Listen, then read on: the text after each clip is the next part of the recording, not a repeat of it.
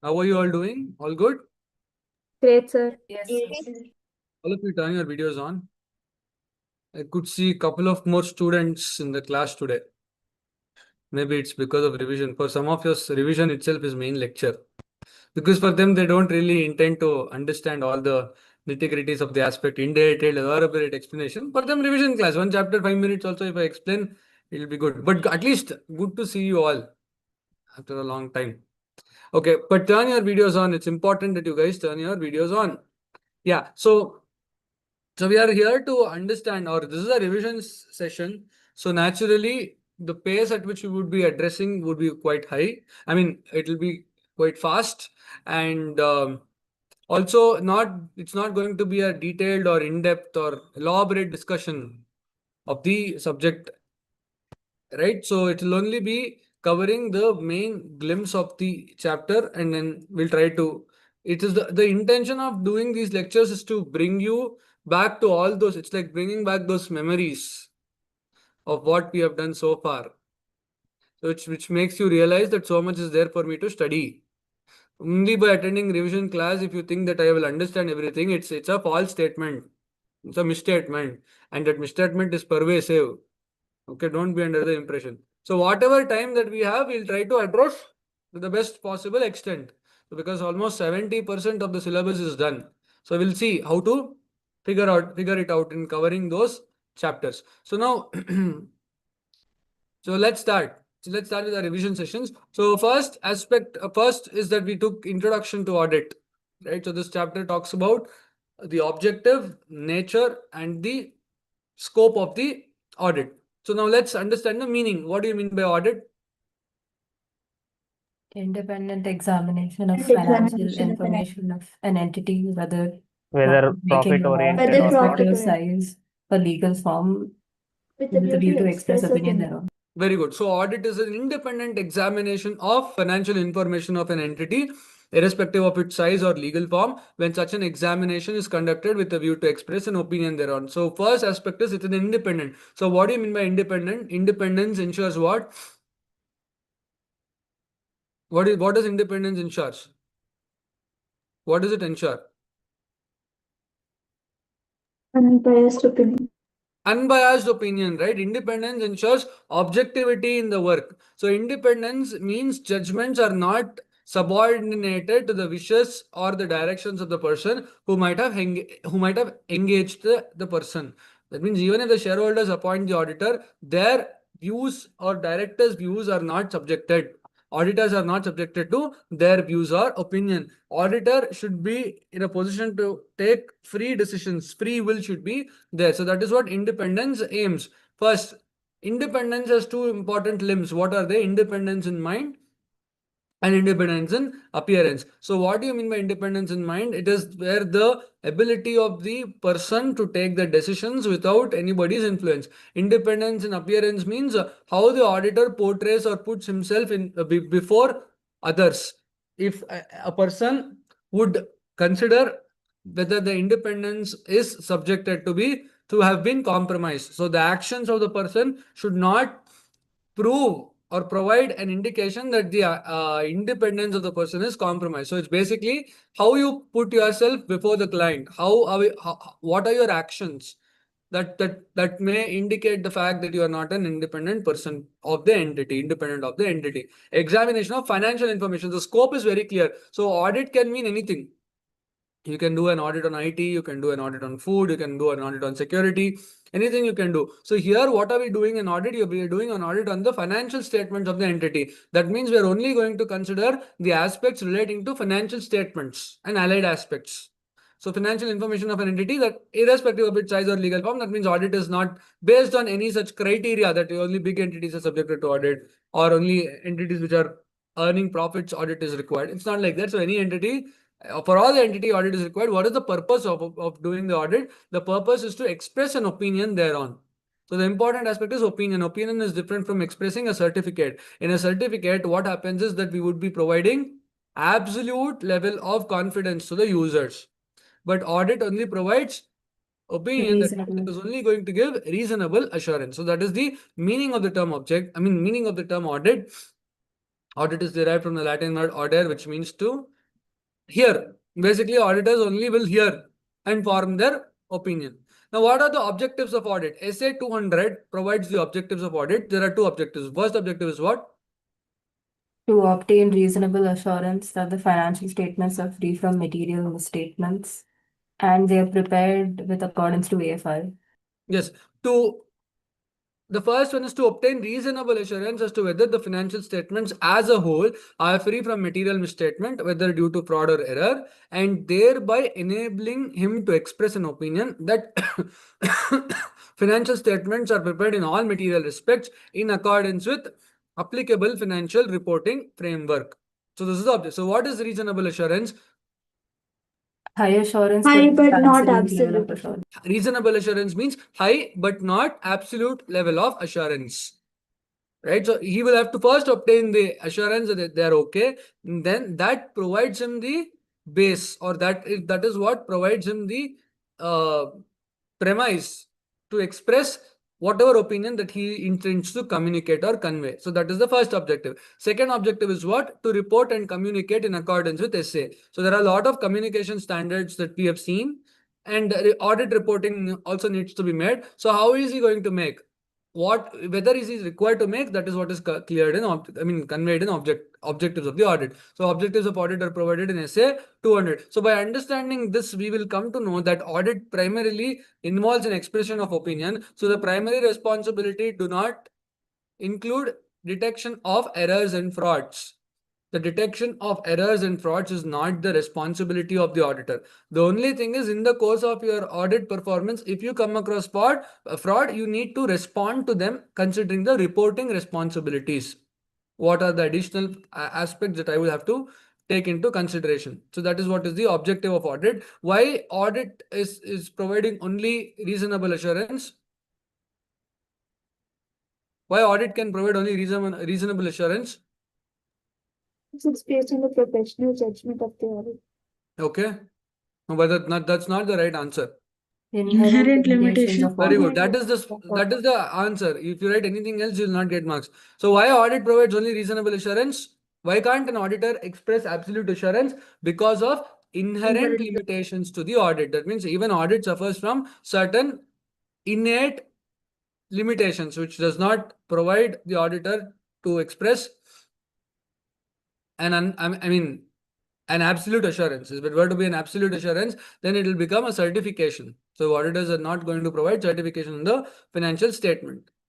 So what are the inherent limitations? We'll come to that. Now, we need to understand the scope of audit. So what are the aspects which are considered in the scope of audit? First, the auditor should cover all the aspects of the financial statements. That means what? He cannot do cherry picking. That means he will select only few items in the financial statements and do the audit. No, it has to be on the overall financial statements. All the items of the financial statements needs to be considered by the auditor. Second, he need to consider the reliability and the sufficiency of the information. That is a part of the scope. That means what? I need to obtain reliable and sufficient information. So what do you mean by reliable? What is reliable? Sufficient and appropriate audit. No, reliable means what? Qualitative. Reliable means ability to believe something. Reliable evidence means where the auditor can trust the documents. So reliable information is important, and also the information should be sufficient. Sufficient means what? It's quantitative in nature, meaning whether the information is adequate for the purposes of expressing opinion. So that is one of the scope of audits. Then auditors are also required to see that the financial statements provide proper disclosure of the information. That is the scope. That means what? When I am doing an audit, first I need to cover all the aspects of the financial statements. I need to take sufficient as well as reliable information. Third, I need to see whether the financial statements provide proper disclosures so that it is understandable to the users and nothing is concealed there. And then finally, I need to express opinion on the financial statement. So these are all the aspects which is covered in the scope of audit. Now, what is not a part of scope of audit? That means what auditors are not responsible for, or what auditors need not do anything. First, responsibility for the preparation and presentation of the financial statement always rests with that of the management of the entity. Second, auditors are not expected to do any activity or task which falls beyond or which falls outside their scope of competence. Meaning what? You cannot expect an auditor to assess the useful life of a machinery. You cannot expect the auditor to express opinion on the stage of completion of work in progress. You can't expect the auditor to provide the opinion on the entities operations, whether they're efficiently being managed. So audit, it is not a part of the competence that the auditor is having. And also, auditor is not an expert in authenticating the document. So whatever documents that the auditor is given, he can rely upon the same unless contrary indications exist. So he need not go and verify whether these documents are genuine, legitimate, or are these marked, or are these documents forged, or are these documents not original. He need not do that because it is not an expert in authentic. He's not a forensic guy to do that. And then audit is not investigation. Investigation is different from audit, right? So audit, how is it different from investigation? Investigation is the critical examination of an item with a specified or a stated purpose. But audit does not have a specified item verification. Audit needs to consider all the items in the financial statements. And investigation is generally considered is done when a fraud is suspected. But audit is not dependent on, audit is audit is indifferent of fraud. That means whether fraud is there or not, audit needs to be present in the entity. So these are the exact differences which makes audit different from investigation, and the scope of audit is lesser or narrow as compared to investigation. Investigation is beyond the financial statements, but audit is restricted only to the financial statements. So what is important is what is not considered as part of scope of audit. That means preparation of financial statements, not responsible for detection of frauds, not expert in authenticating the documents, auditor is not an investigation, and he is not expected to do any activity which falls outside his competence. So these are the aspects which are not a part of the scope. Now we'll come back to the concept of reasonable assurance. Why an auditor cannot express reasonable assurance? Because of inherent limitations to the audit. So what are inherent limitations to the audit? There are four to five. First one is nature of financial reporting. Second, nature of audit procedures. Then future events. Then we have timeliness of financial reporting and the balance between the benefit and the cost of information. And then we have audit. These are the five inherent limitations to the audit. First one is nature of financial reporting. The financial statements preparation requires lot of estimates and judgments to be exercised by the management, which makes it subjective in nature.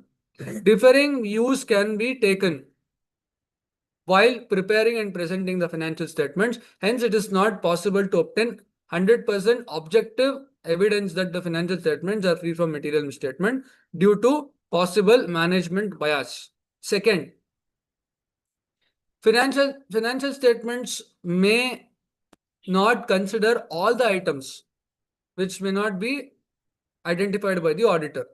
So this is one of the aspects. Then nature of audit procedures. Audit is done by general principles and practices. Auditor is not vested with superpowers. Okay, so there are certain practical and legal limitations on the part of the auditor to obtain audit evidence. So auditor cannot test all the transactions, cannot check all the aspects of the entity's financial statements. Is it possible? Not possible. So his opinion is formed only on the basis of a few of the examination done on a test check basis. We call it a sampling basis. So this is a practical problem. So is it practically possible for everybody to verify 100% of the transactions? Not possible. So this is a practical problem. And there's a legal limitation. So what's a legal limitation? If management intentionally do not provide information to the auditor, or they intentionally conceal or hide, then he will not be in a position to identify those information, which is completely omitted and which is out of the accounting system also. So this is a legal limitation. And also, auditor is not vested with any superpowers like powers of search and seizure. Right? He cannot circumvent the controls which are restricted by the entity and its management. So these are all the legal limitations. And auditor is also not an expert in authenticating the documents, making it not 100% foolproof mechanism to identify and detect all the misstatements. This is one of the reasons why the auditor cannot give absolute assurance. Then, not an investigation. We've already discussed audit is not an investigation. It is not done with that mindset. Since you cannot identify all the misstatements. And then future events. Future events means what?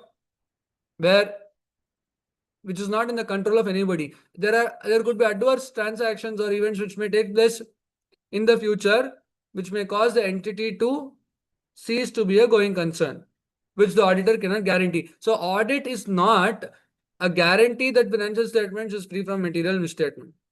That is something which is important for us to understand. So, and also auditor, when he expresses his opinion, does not provide any view on the viability of the business. That means when I give an audited, when I audit a financial statement, I will not say that this business is a profitable business. Business will be successful in future. Their share prices will increase. None of such guarantees or assurances auditor will provide. That is very important because future is not in anybody's control. Auditor will not comment upon the future of the entity. And timeliness of financial reporting and the balance between costs means what?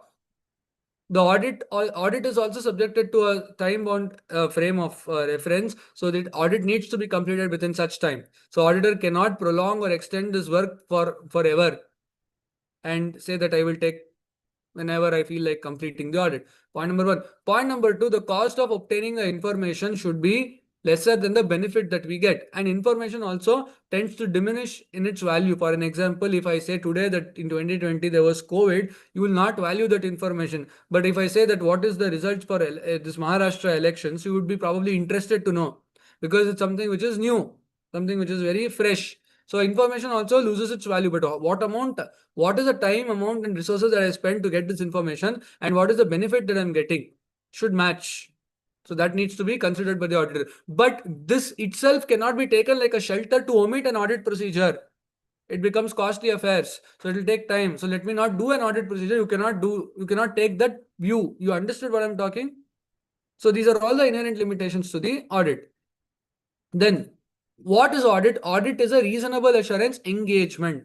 So what type of audit provides assurance? Assurance means what? Confidence, right? Confidence. Passing on the confidence. It's a degree of confidence which is passed on to the users. So we have assurance engagements. So what are assurance engagements? Where a practitioner expresses an opinion on a subject matter which enhances the degree of the confidence in the users on such subject matter. So to carry out these engagement means what? Work. Engagement means what? Contract. Engagement means the activity that we perform. So for the purposes of assurance, I mean in the context of assurance engagements, we have four categories. So we have a separate body. ICAI is one of the founding members of IFAC, International Federation of Accountants, where it has established some standards called International Auditing. There's a board called International Auditing and Assurance Standards Board. This board studies on the requirements of assurance related aspects and promulgates standards. And these standards are called International Auditing Standards. So India, we have adopted the same. So we have ICAI. Under ICAI, we have a board called AASB. What does AASB stand for? Auditing and Assurance Standards. Auditing and Assurance Standard Board. This Auditing and Assurance Standard Board issues certain standards which promotes quality. That's why they're called engagement and quality control standards. So we have engagement and quality control standards issued by ICAI, which focuses on different forms of assurance engagements. The first one is audit, standards on audit. Then we have a review, where we have standards on review engagement. Then we have related services. And then we have standards on assurance engagement. For each of the items, we have separate standards. And what is common for all these things is quality. So we have a quality control standard called SQC1. So now it is changed to standard quality management. Instead of control, they have used the word management very recently. Okay, so SQC1 read with SAs, SREs, SAEs, SRS constitutes engagement and quality control standards. So what is applicable to the concerned engagement needs to be decided by the practitioner and adopt those standards while performing such engagement. So what is a review? What is a review? And when we talk about these assurance engagements can be on historical financial information. Assurance engagements can be on prospective financial information. Assurance engagements can be on non-financial information. So as a practitioner doing work in your field, you can provide assurance on financial information, which is historic in nature, that means past.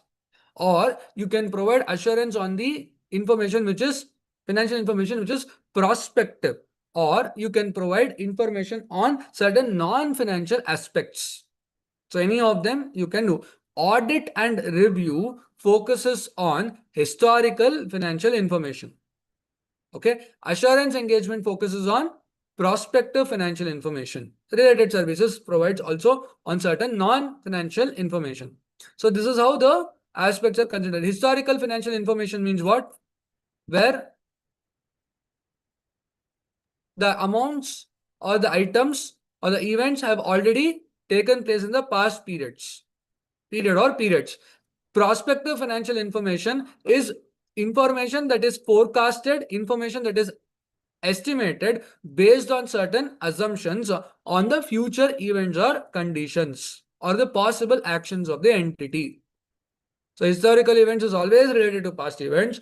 Prospective information is always based on the future. Estimation of the amounts based on certain assumptions about the future or the possible actions that the entity might take up. Now we have understood that audit and review both is on the historical financial information. So what is the difference between an audit and a review? The difference lies in assurance. What is the difference? The difference lies in assurance, where audit provides reasonable assurance, review provides Limited assurance. So what do you mean by limited assurance? Low level. Then Low level level assurance. But if you just say low level, it is not good. If you're like criticizing me that you're a low level person. I am low level to I am lower than Prime Minister, but good. No? If you say simply low level Manusha, andre ಬೇಜಾರಾಗತ್ತಲ್ವಾ? So what is limited assurance? lower than Lower level of than assurance the than substantial. reasonable. Lower than reasonable level. It provides limited assurance, provides assurance lower than the reasonable level of assurance. That's how you should. It is all contextual. You cannot say that it's low. Very bad if people are. Limited assurance will feel bad. It cannot express, but I can see the emotions what it has. Okay. So we have to understand the difference between reasonable assurance engagement and limited assurance engagement. So reasonable assurance engagement provides higher level of assurance. Limited assurance engagement provides lower level of assurance as compared to reasonable assurance. Because reasonable assurance provides higher level of assurance, it requires elaborate and extensive procedures to be performed. Whereas in limited assurance, we perform fewer procedures, lesser as compared to reasonable assurance. It requires the practitioner to draw reasonable conclusions on the basis of sufficient and appropriate evidence. Reasonable conclusions. But here I am required to draw limited conclusions where under limited assurance engagement. So what's an example of a reasonable assurance engagement? Audit. What's an example of limited assurance engagement? Review engagements. So this is something that we have understood. Clear? Now, what does these standards promote? Why is standards required? Standards are required to ensure what? Quality in the work. Standards on auditing or engagement quality control standards ensures that the work which we are perform is at par with the internationally accepted principles, and it also provides or equips professionals with knowledge required to perform the engagement. And standards ensure uniformity in the audit carried out across. So different people will not do audits differently. Everybody should follow uniform and a standardized approach. So that's the reason why we have to follow standards, and also standards ensure in improving the quality of financial reporting as well, because there's a person who is going to do the audit, so let me do things correctly. So that's the mindset of people who prepare the financial statements also. So this is why standards are required, or probably we can also consider it to be advantages of following standards. Now we need to know the examples of standards on review engagements and other services. So whenever an auditor reviews the interim financial statements, that is an example of a review. What are the examples of assurance engagement? Examination of prospective financial information means what? If an entity provides a projected balance sheet, projected P&L, if they want someone to verify it, it is going to be an SAE. We have to follow SAE 3400. And we have engagements to report on the pro forma information contained in the prospectus. Pro forma means what? Something which is not final. You have heard pro forma invoice, right? Something which is not final. It's in a draft. So that is also something which is an example of SAE. And then we have standards on related services, which talks about compilation engagements. With your expertise in the subject matter, you can help entities preparing the financial statements.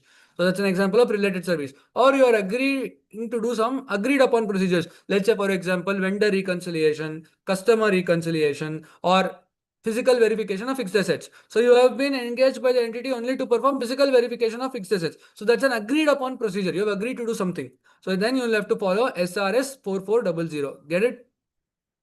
Yes, sir. Yes. So this is what we have understood in unit number 1. Any doubts? No doubts.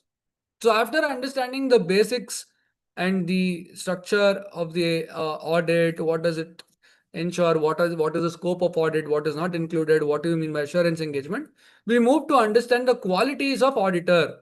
So what if you want to do an audit, or if you want to be a practitioner, or if you want to provide any assurance in services to clients, then you need to have some qualities. So what are the qualities of the auditor?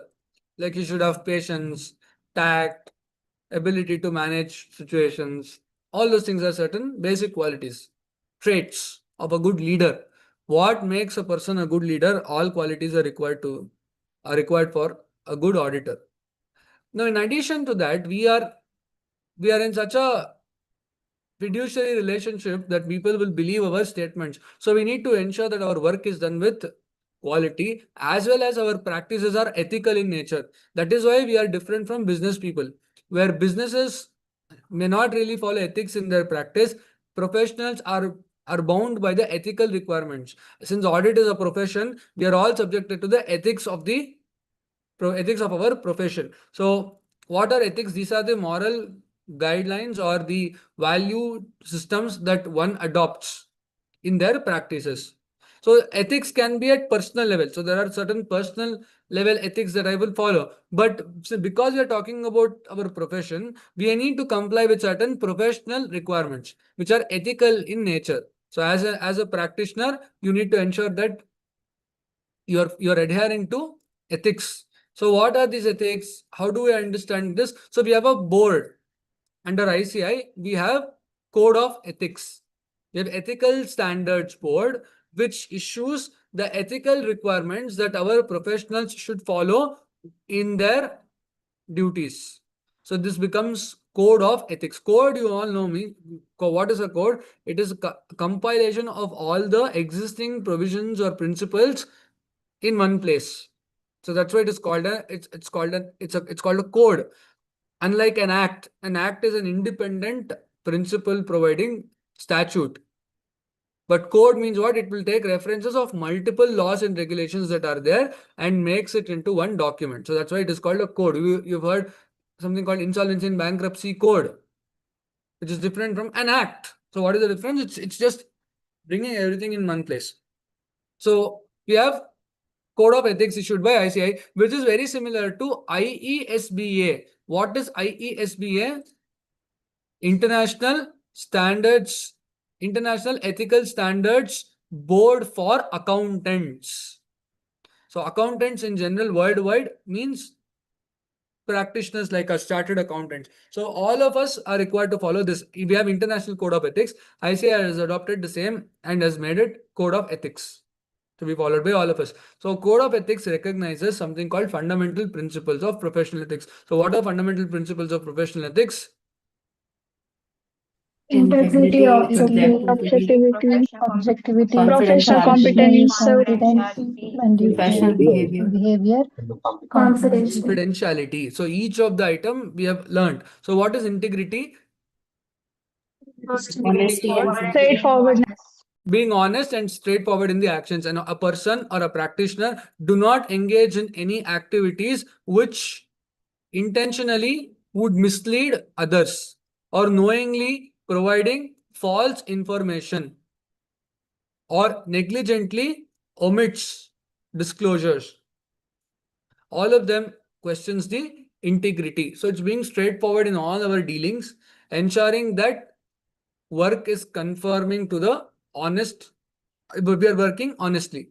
So this is what integrity means. Like for example, a chartered accountant signs a certificate even though he knows that the value of the asset is not so much. It's the violation of fundamental principles of professional ethics, integrity. The next one is objectivity. So what do you mean by objectivity? Independence. Independent. Ability to take decisions without any bias, conflict of interest, or undue influence from others. So these are the three things. I mean, my opinion or my views are impartial. It's fair. It is not based on anybody else's decisions. So the level at which I can exercise objectivity is directly linked to the independence that I have. If I lack independence, I cannot provide an objective evaluation and provide an objective view on the financial information that I consider. So objectivity and independence are directly related. They go hand in hand, coterminous. Right. Next, professional competence and due care means what? maintaining professional knowledge and skill. Yes, maintaining professional knowledge and skills, being updated with the latest requirements and developments, ensuring that complying with professional, ethical, and technical standards. They're all considered as Completion.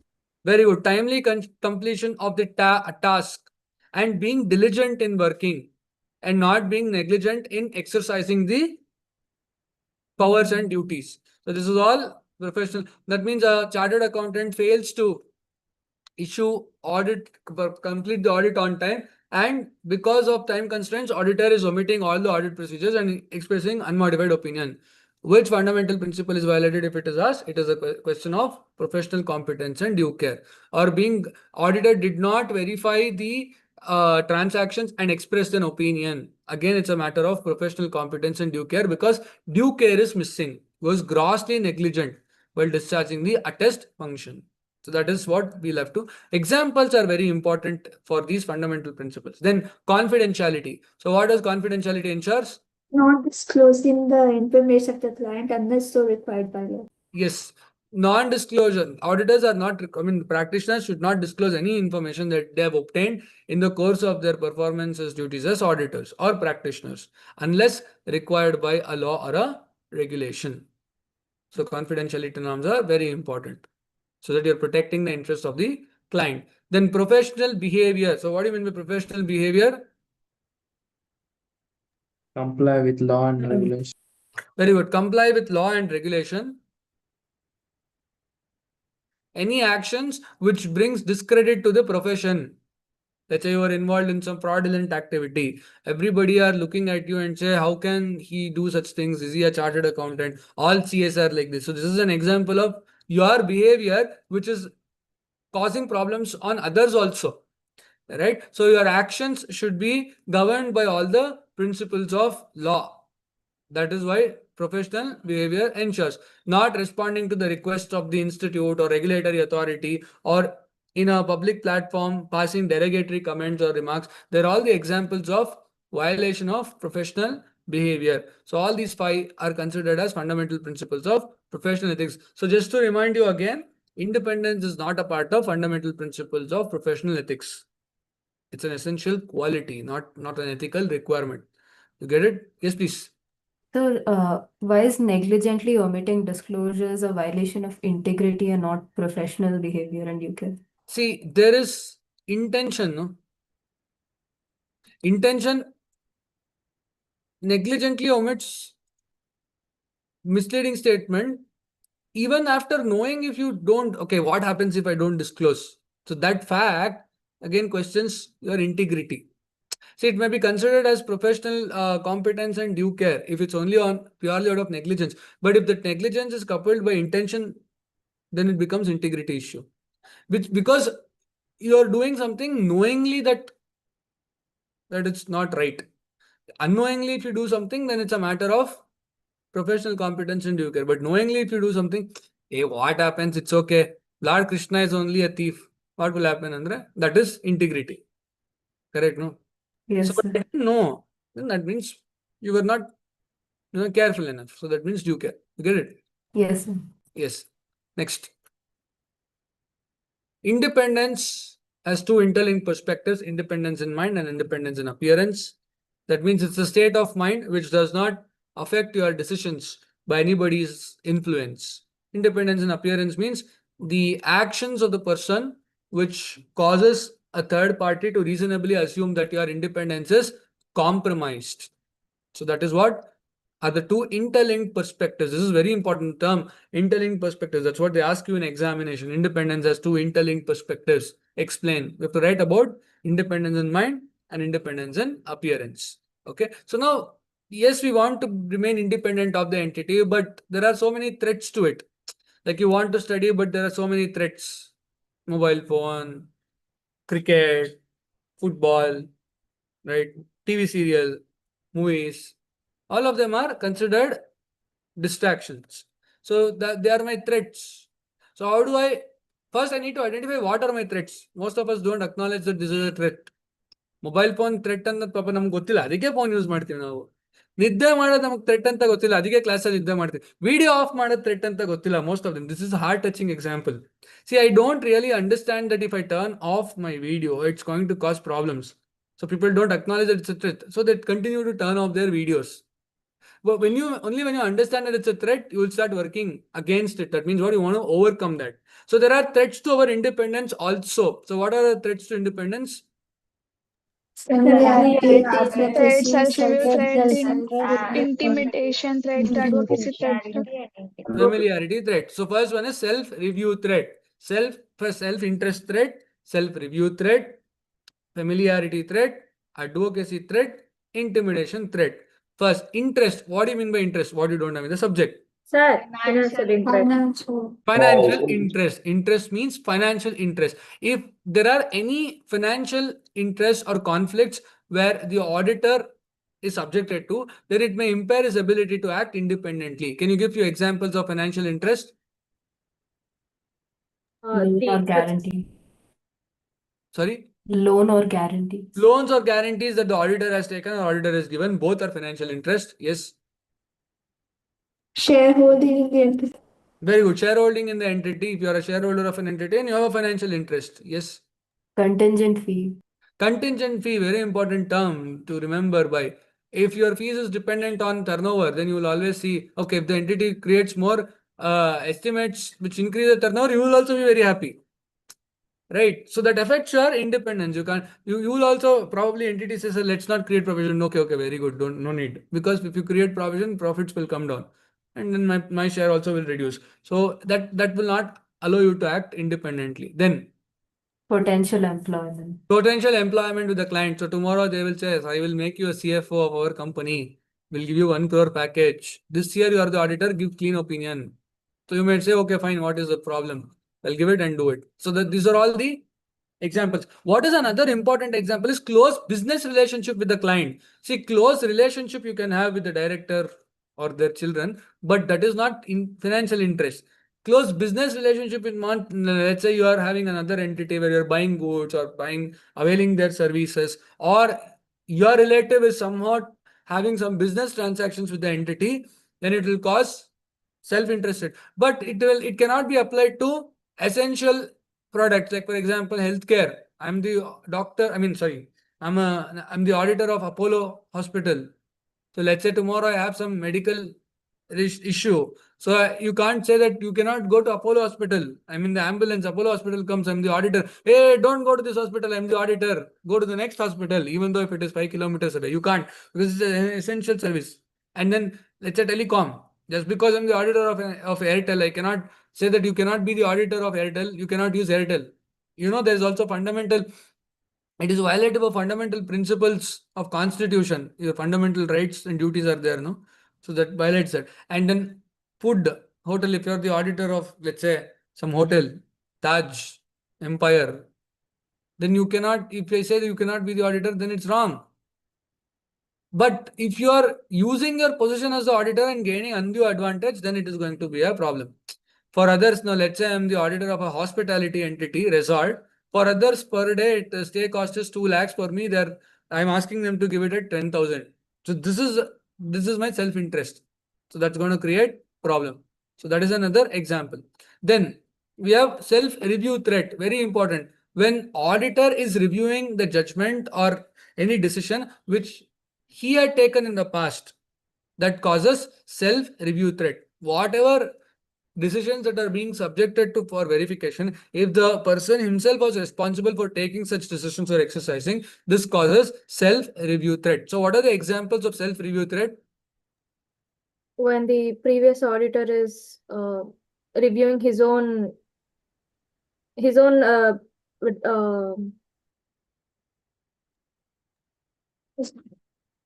If the auditor himself prepared the financial statements. But it is not the scope of your audit, no? That cannot happen at all, no? Can you do it? Employers and organizations become partner of them.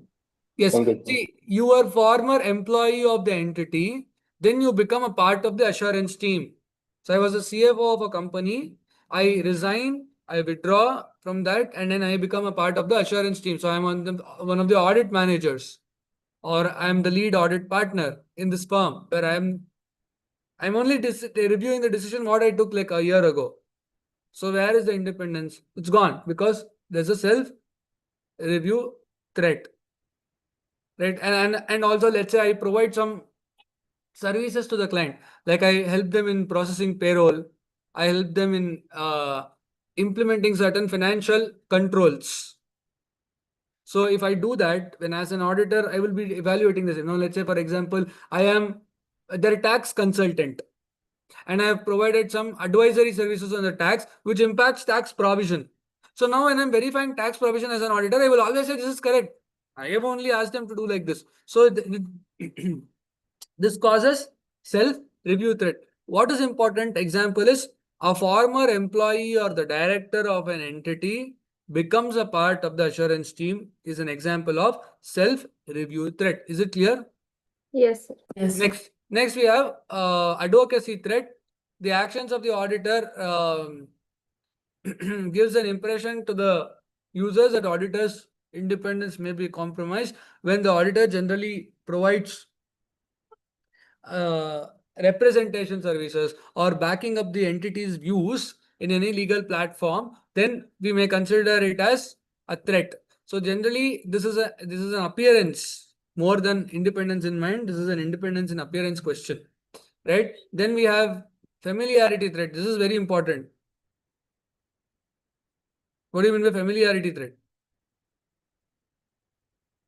Where an auditor has audited a particular firm for more number of years, say for more than 5 to 10 years. Yes, long association with the entity creates this where you're socially connected or social. Tom's smiling face went past.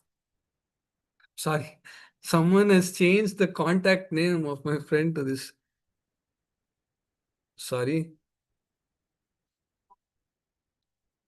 I never save anybody's number like that.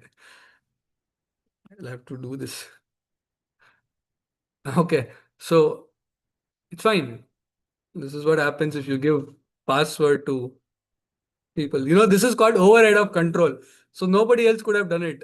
The person who has the access to this phone only can do it. This is a classic example of management override control. Okay. Yeah, I didn't know it was not in silent mode. Okay, fine. So When you become too sympathetic towards client's interest, that is one of the reasons or one of the conditions where it can be considered as familiarity threat. So what are the examples of familiarity threat? Long association with the client. Point number one. Point number two. Any other? There are close relatives in the company. Yes, close relatives who are a part of the team is an example. Very good. When Then you receive gifts and hospitality from the yes, client. when you accept lot of gifts and hospitalities, why will anybody extend that? Because they know you for a very long time. That may impair your ability to act independently. Then Former partner. very good. This is a very important example because it's confusing. An employee or a member of the assurance team becomes a part of the audit or becomes a part of the entity where you're auditing. This creates familiarity threat because he's sitting next to me. Now he's sitting on the other side because I know him. Here also I knew him. There also that will continue and it impairs my work. So when a former employee of the entity joins assurance team, what threat will it pose? When a former employee of the client becomes a part of the assurance team, creates what threat? Review self-review threat. It poses self-review threat.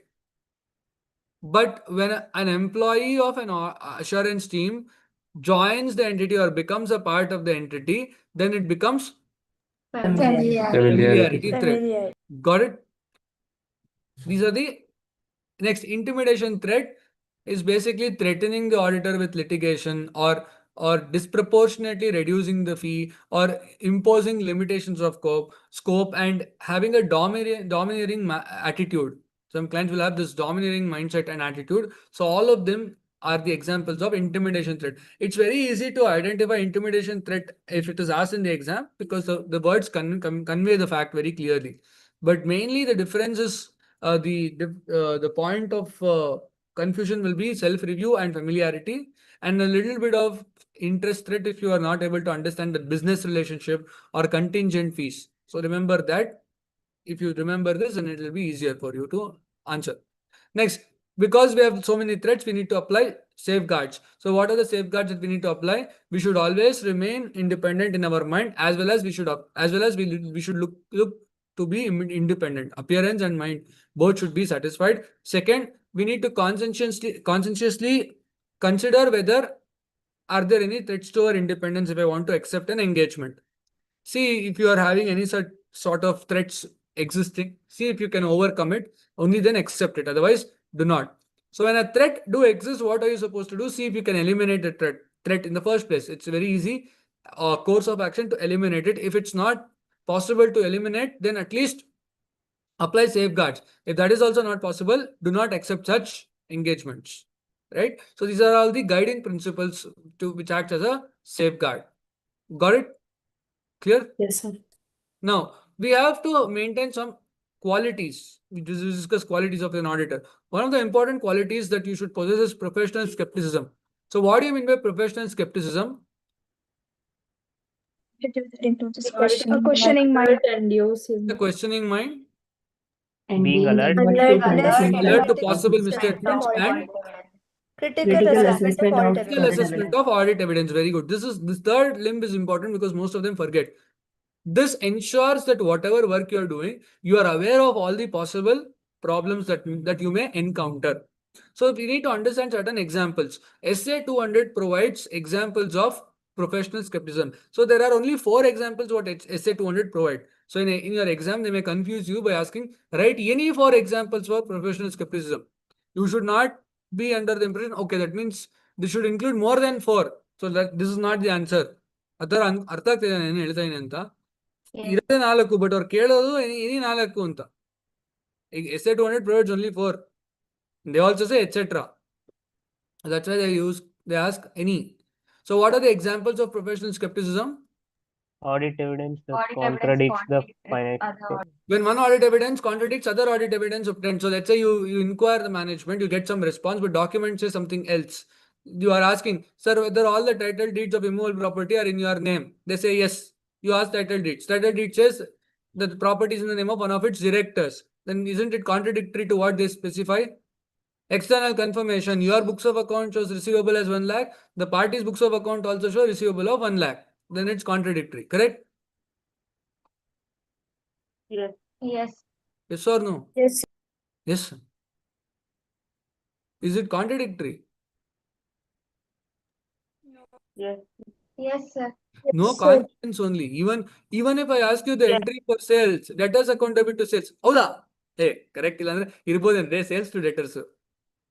Don't change your answer just because I change my tone.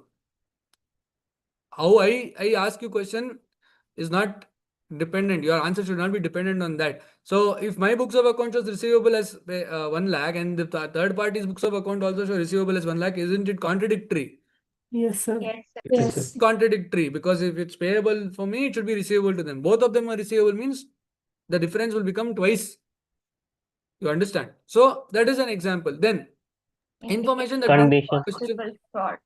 circumstances which may indicate the possible fraud. If you smell a rat, if you smell something fishy, what you should do? You should be alert. You should be active. Oh, something may have gone wrong here. Let me be careful. Then Need for additional audit. yes, where there is a need for you to perform additional procedures than those required by SAS. You have to be prepared. Why are you doing so much? Why is it so extended and elongated or detailed procedures? Because you feel that it's required. And then last one.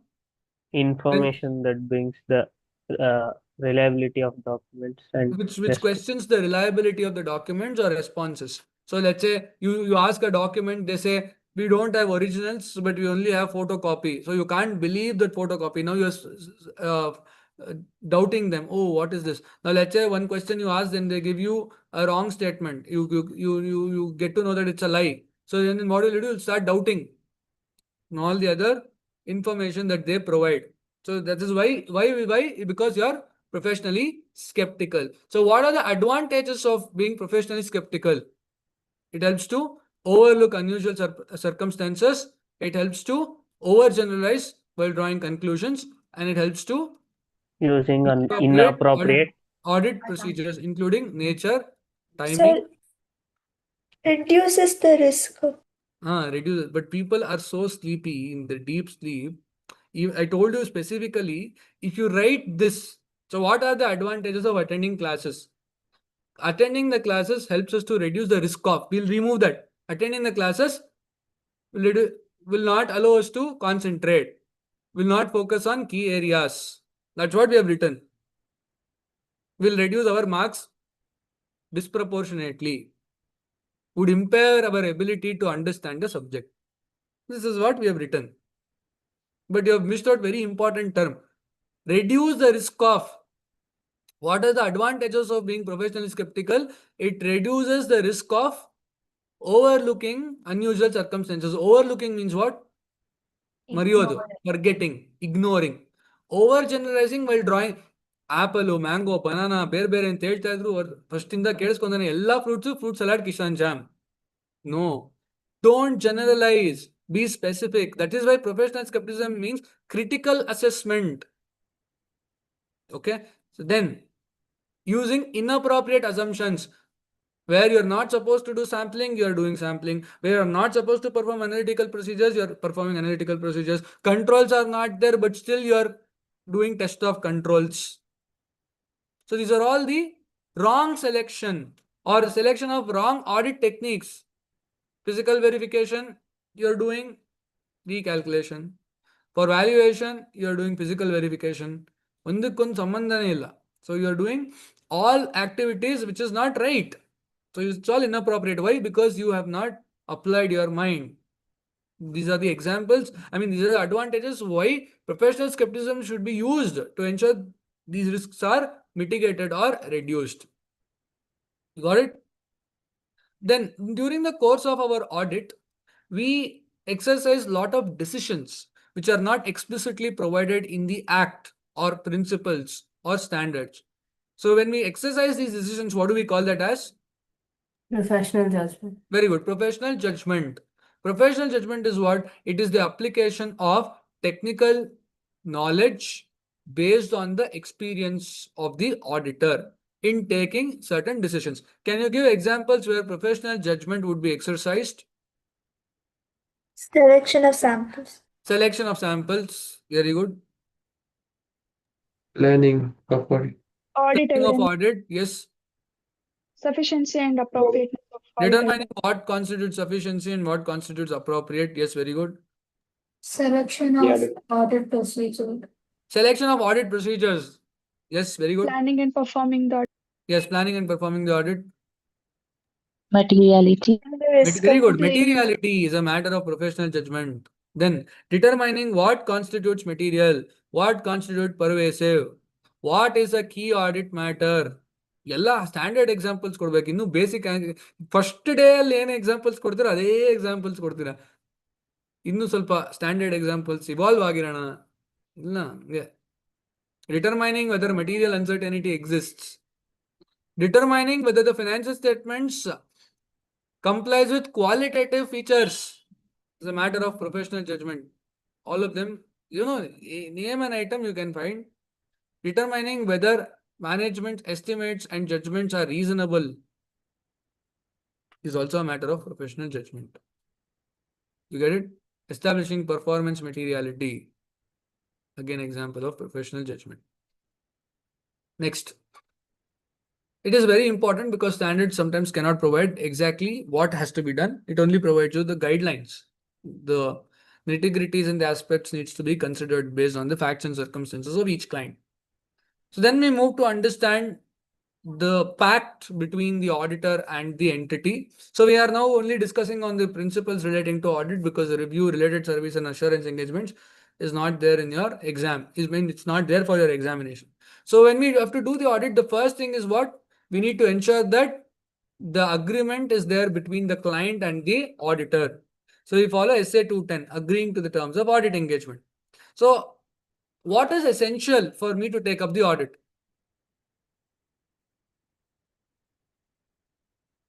What is it called? engagement letter. Engagement letter. Engagement letter can be written only when these essentials are satisfied. Precondition. Preconditions for an audit. That is very important. Very good. So what are preconditions for an audit? Only when preconditions for an audit is present will there be an engagement, and then comes letter, then comes audit fee. So what are preconditions for an audit? Determine applicable FRF. FRF. Determine applicable EFRF. Don't eat words. Letters. Determine whether the financial statements are prepared using AFRF. That means the financial statements prepared is acceptable and is in line with the applicable financial reporting framework. Then Management acknowledge understands the response. Its response. what is it called? There's one word, premise. Management's acknowledgement to the premise on which the audit is conducted. So when management agrees to this premise or the basis with the financial statements prepared in accordance with AFRF, both together cumulatively constitutes precondition for an audit. If preconditions for an audit is not present for whatever reasons, auditor shall withdraw from such an engagement unless required by law or regulation. Got it? Yes. It's okay, you sleep. Anyway, words are not consequential to you. If precondition for an audit is not present, what is there for you to withdraw? You would not have accepted only, no? I'm saying withdraw from an engagement, you're also saying don't become naughty. ಎಲ್ಲದಕ್ಕೂ ಹಿಂಗೆ ಅಂತ ಇದ್ರೆ class ಆದ್ಮೇಲೆ ಕತ್ನೋವು ಬರುತ್ತೆ ಅಷ್ಟೇ, ಇನ್ನೇನೇ ಆಗಲ್ಲ ಪ್ರಯೋಜನ. ನನಗಂತೂ ಏನು ಖುಷಿ ಆಗಲ್ಲ just because your ನಾಡಿಂಗ್ right like this are like this. ಅರ್ಥ ಆಗ್ತಿದೆ? ಇಲ್ಲ. ಮತ್ತೊಂದ್ಸತಿ ಹೇಳ್ಬೇಕಾ? ಇಲ್ಲ. ಅದು ಇಟ್ಕೊಂಡ್ಬಿಡಿರ. So, what are preconditions for an audit? First, the management are required to prepare the financial statements in accordance with AFRF. What is AFRF? The financial reporting framework adopted by the management, and where appropriate, those charged with governance in the preparation and presentation of the financial statements that is acceptable in view of the nature of the entity and the objective of reporting. So this is where we understood the term management and those charged with governance. Management is entrusted with the operational aspects of the entity, whereas those charged with governance are interested with the strategic directions of the entity. So example of those charged with governance is KMP. KMP. KMPs are not those charged with governance. Board of directors. Board of directors is an example for those charged with governance. Audit committee is an example for those charged with governance because they are not involved in the day-to-day affairs of the entity. Where KMP is probably a managing director, manager, CS, they are management because they are responsible for the departmentary functions. Partners of the entity is considered as those charged with governance. Trustees of an organization is considered as those charged with governance because they don't take part in the day-to-day affairs or the activities of the entity. They make decisions, then they expect others to implement the same. Right? So that is the example. They should prepare considering that means what a listed company in India cannot prepare their financial statements as per US GAAP. If they prepare as per US GAAP, even though they provide their acknowledgement to the premise, you cannot do the audit because financial statement itself is not prepared in accordance with AFRF. Point number 1. You got it? Second, premise. What does premise comprise of? And objective, nature of entity and objective of reporting. So objective of reporting, we have two. One, general purpose financial reporting framework, and the other one is special purpose financial reporting framework. You need to determine under what framework or for what purpose are these financial statements being prepared for. All of you are sleeping? No, sir. Not yet. Okay. Second, premise. So what are the components of premise?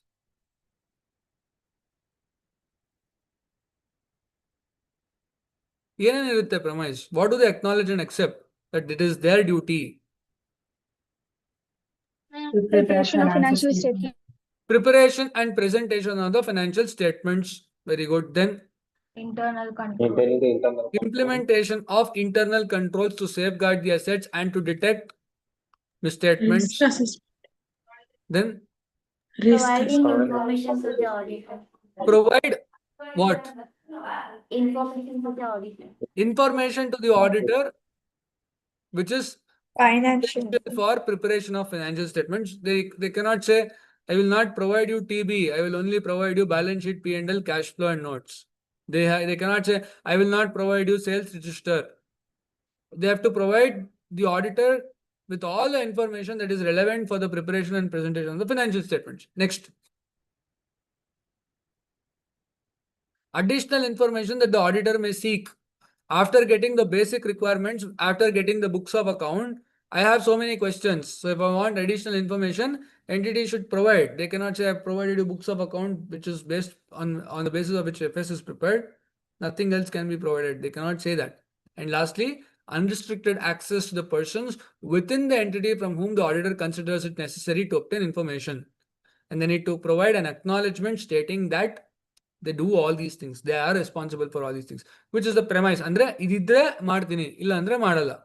That is the premise on which the audit is conducted. 1, the use of financial reporting framework should be acceptable. 2, acknowledgement from the management to the premise on which the audit is conducted put together becomes preconditions for an audit. Now, if the preconditions for an audit is present, only then the auditor can accept such an engagement. Once the auditor accepts such an engagement, he wants to reduce the term in writing and he prepares engagement letter. Whose responsibility is it to prepare the engagement letter? Auditor. Auditor. Management to the auditor, Auditor. auditor to the management, management prepare one letter, auditor prepare one letter. Audit. Engagement letter is prepared by the auditor and sent to the client. Because engagement letter is provided in 210. 210 is something that we should follow, not client. Client is not aware of what 210 is. Right? So, auditor sends the letter to the management. So, we need to know what are the components of engagement letter. What does the engagement letter generally comprise of? Objectives and Scope of Objective audit. and Scope of scope of audit, objectives of the audit, Responsibilities of the auditor. responsibilities of the auditor, and Remuneration. responsibilities of the management, remuneration, identification of which Application of financial AFR. reporting framework is required or applicable in this case, and then reference to the expected form and content of the audit report and circumstances that may cause these reports to differ from its expected form or content. That means users are aware. Okay, audit means they will specify that it's all okay. But I need to also inform them that if these things are not present, I would say that these are not okay. So that fact also needs to be mentioned. Now, an important consideration is that do we have to write engagement letter in detail for every audit engagements that we do? Not required. If a law or a regulation prescribes in sufficient detail the terms of the audit engagement, the auditor need not again duplicate or repeat them. Instead, an acknowledgement from the management to the fact that such a law or a regulation applies in the case and management acknowledges and understands its responsibilities is of sufficient compliance. So once an auditor performs the audit, he can do the audit for the same entity again. So we call them as recurring audits. So in case of recurring audits, is there a need for the engagement letter to be signed and sent every year? Should we prepare engagement letter every year?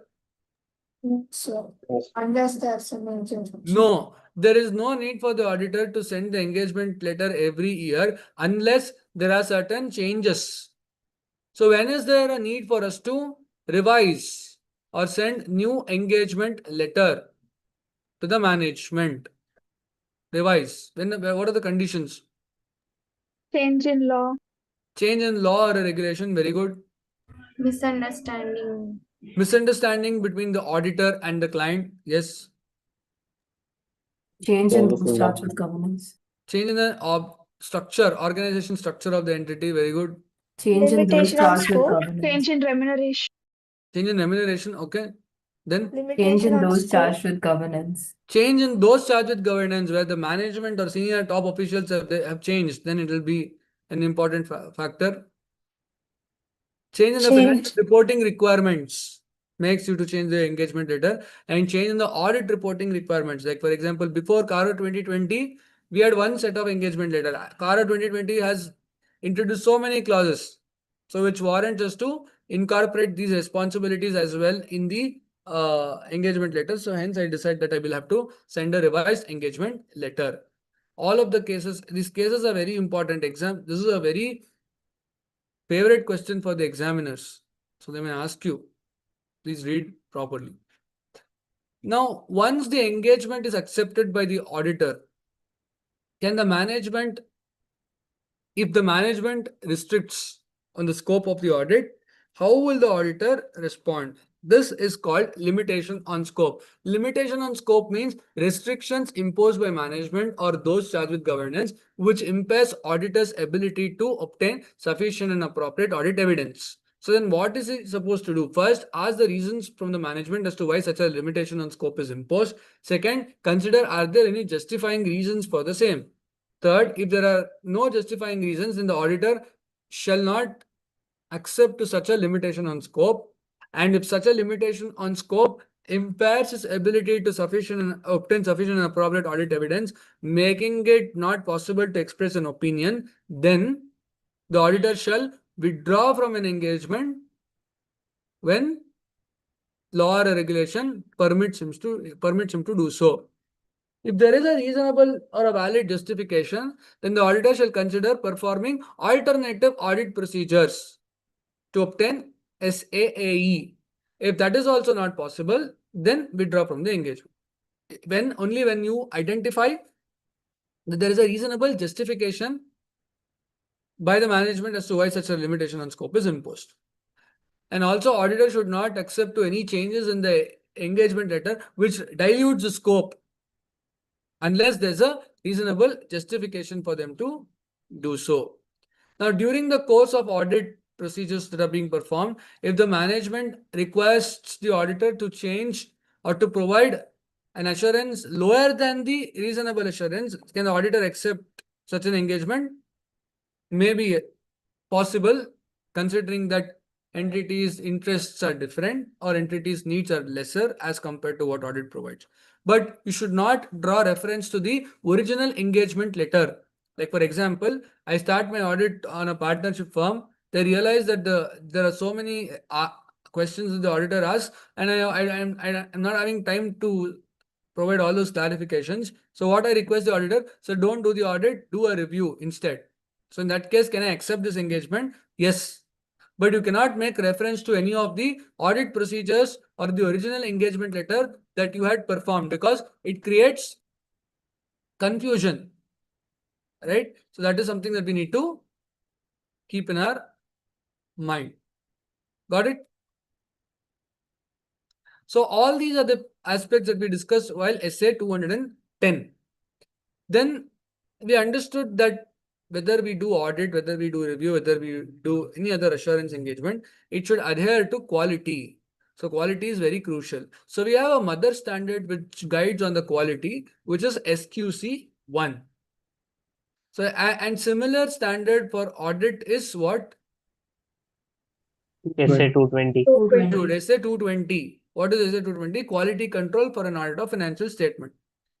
So why quality is important? Because only that would enhance the credibility of the audit, and people can believe the views expressed by or opinions expressed by the practitioners. So at least for that to happen, we need to ensure that work is done with quality.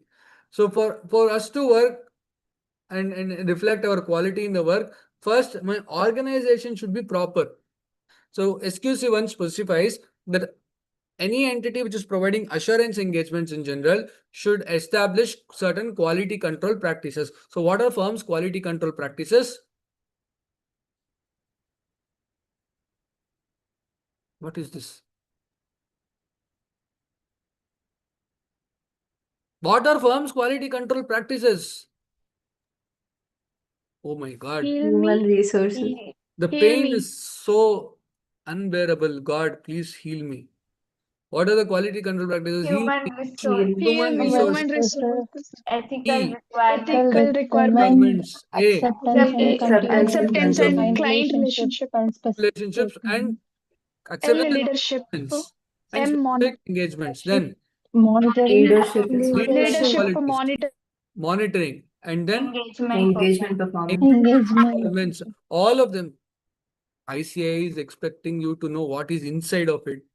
You people are in such a stage that you don't know what is outside. Surface level only we don't know. Where do we get in the details? What is not good? You should remember all these things. So first, leadership.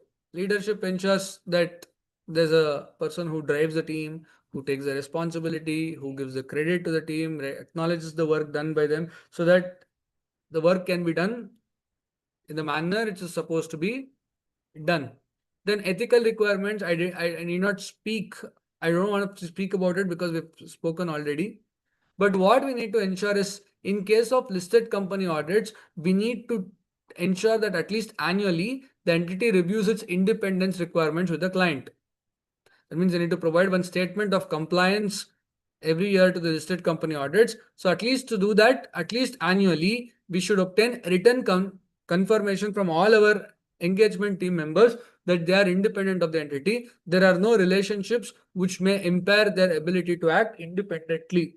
That is something which is important.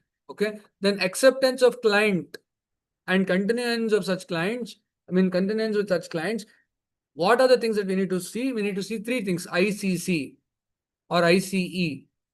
First is integrity of the client, then competence to perform such an engagement, then compliance with ethical requirements. So ICE, you remember ICE.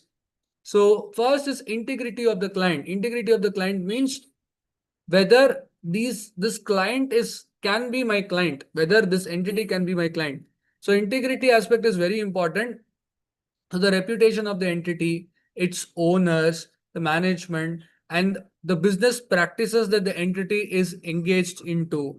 These are the two major aspects. Then also see if the entity was involved in any corruption case, money laundering case, or any fraudulent related activities. See whether the client is constantly changing the auditors. Like every year they're trying to change the auditors. That means it can be an indication that they don't want people to continue for a long time, so that they will get to know about the secrets of the entity. Or there is a disagreement with the auditor and the client, and entity generally has an intention or the mindset or the attitude of limiting or providing restrictions on the scope. So all of them are the matters that the auditor should consider while determining the integrity of the client. If the integrity is questioned, then probably you should not accept the client. I mean, you should not take them as your client. So that is very important. Then when you want to continue, see whether these conditions are fulfilled by the entity. Now, when you took over as an auditor, everything was okay, but we have realized that of late their business practices have not been great, or management has changed and the new management is not carrying out the activities or operations in the best interest of the entity. Then it is for us to decide whether to continue or withdraw. So that is what we need to consider. Human resources. So there should be certain policies that the entity should implement to ensure that hiring, training, providing compensation to the employees, and then performance evaluation, HR policies are all, leave policies important, right? All and other facilities that are to be provided. See if that is there in the entity. Otherwise, nobody. If you throw peanuts, only monkeys will come. So that's a statement. So if you want quality people, you should be ready to pay. If you pay only 5,000, then you will get people with that quality. I mean, with due respect. So people who possess knowledge or qualification would demand more. So how is your human resource? What is your team comprising of? Because it's the team who drives the entire show. So that these are all the things that we should keep in our mind. Now, engagement performance, it's very important to ensure that whatever decisions that are taken is properly reviewed, discussed, and then only move ahead. Meaning, if there are any contentious issues where are differing views or interpretation, all these disputes or confusions should be resolved first.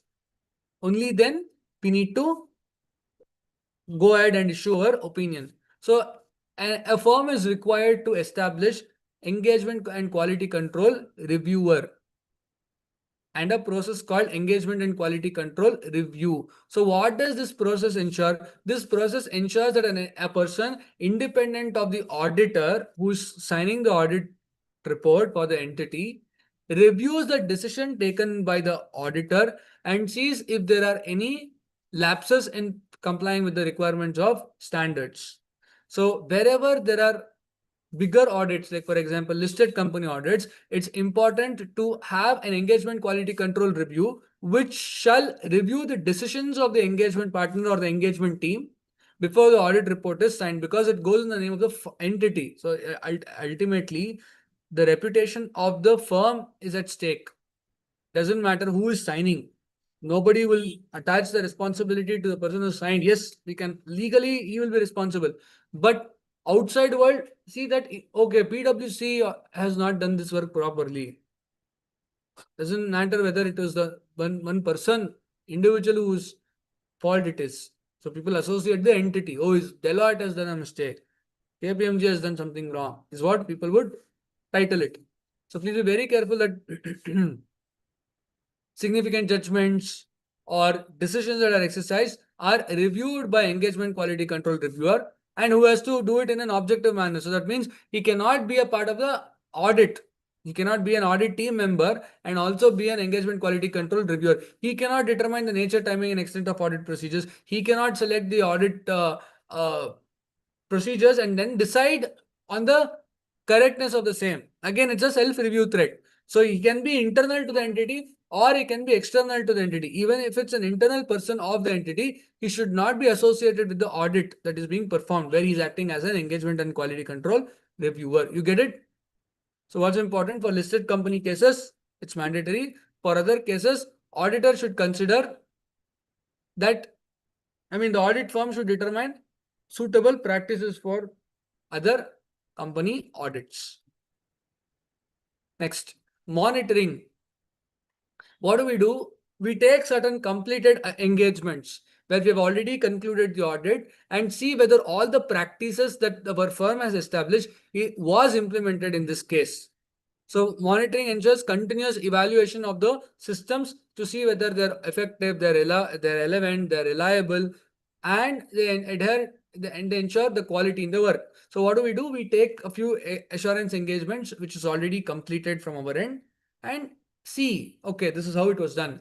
Whether SA compliance was there, whether leadership was there in this audit, whether independence was there, whether engagement performance is all okay, whether ethical requirements are compliant with in respect of this engagement is what I'm going to evaluate on an ongoing basis. That means it's not a point in time activity. Means I do it for 1 year and then come back after 3 years.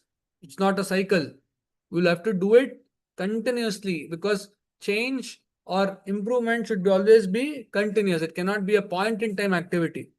Changes are to be implemented or inculcated on a periodic basis. So these are the aspects of monetary control. What is the difference between SQC1 and these principles are provided in SQC1? Just to highlight. So what is the difference between SQC1 and SA220?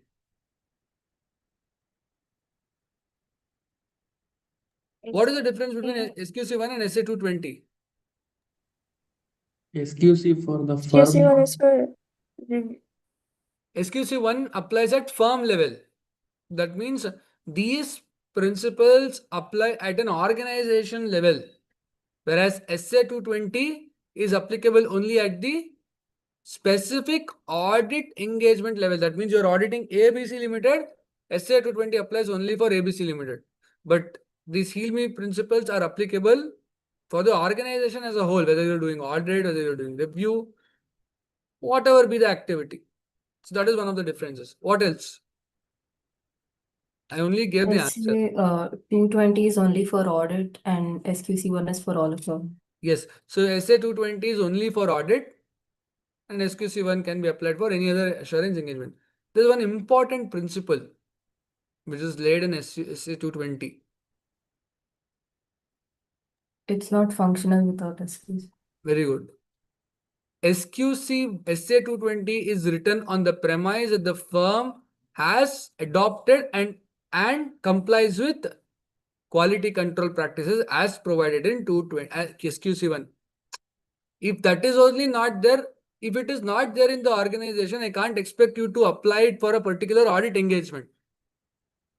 Isn't it logical? Do you all understand? I feel like I'm teaching all these things for the first time. Do you also feel so? No, sir.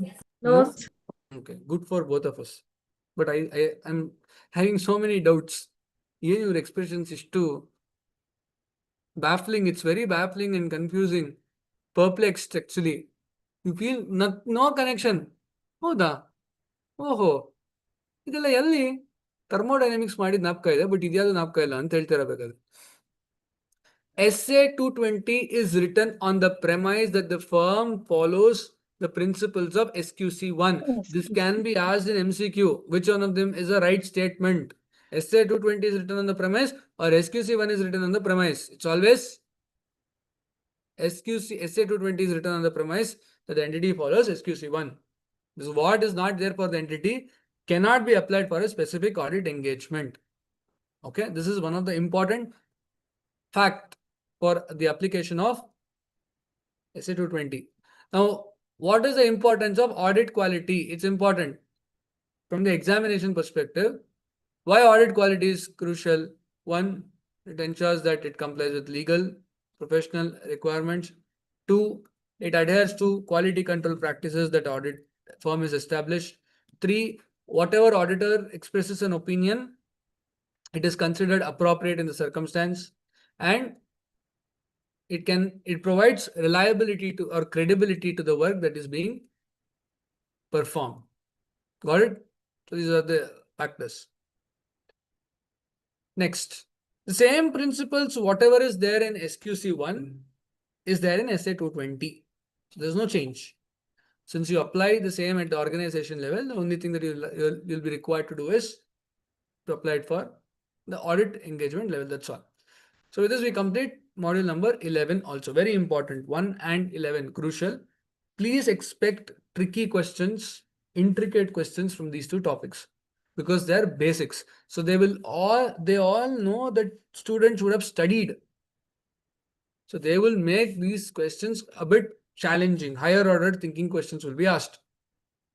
So read a lot of pointers are there in these two modules. Read them properly. Just by knowing the definition, none of the examination asks you what is the definition of audit.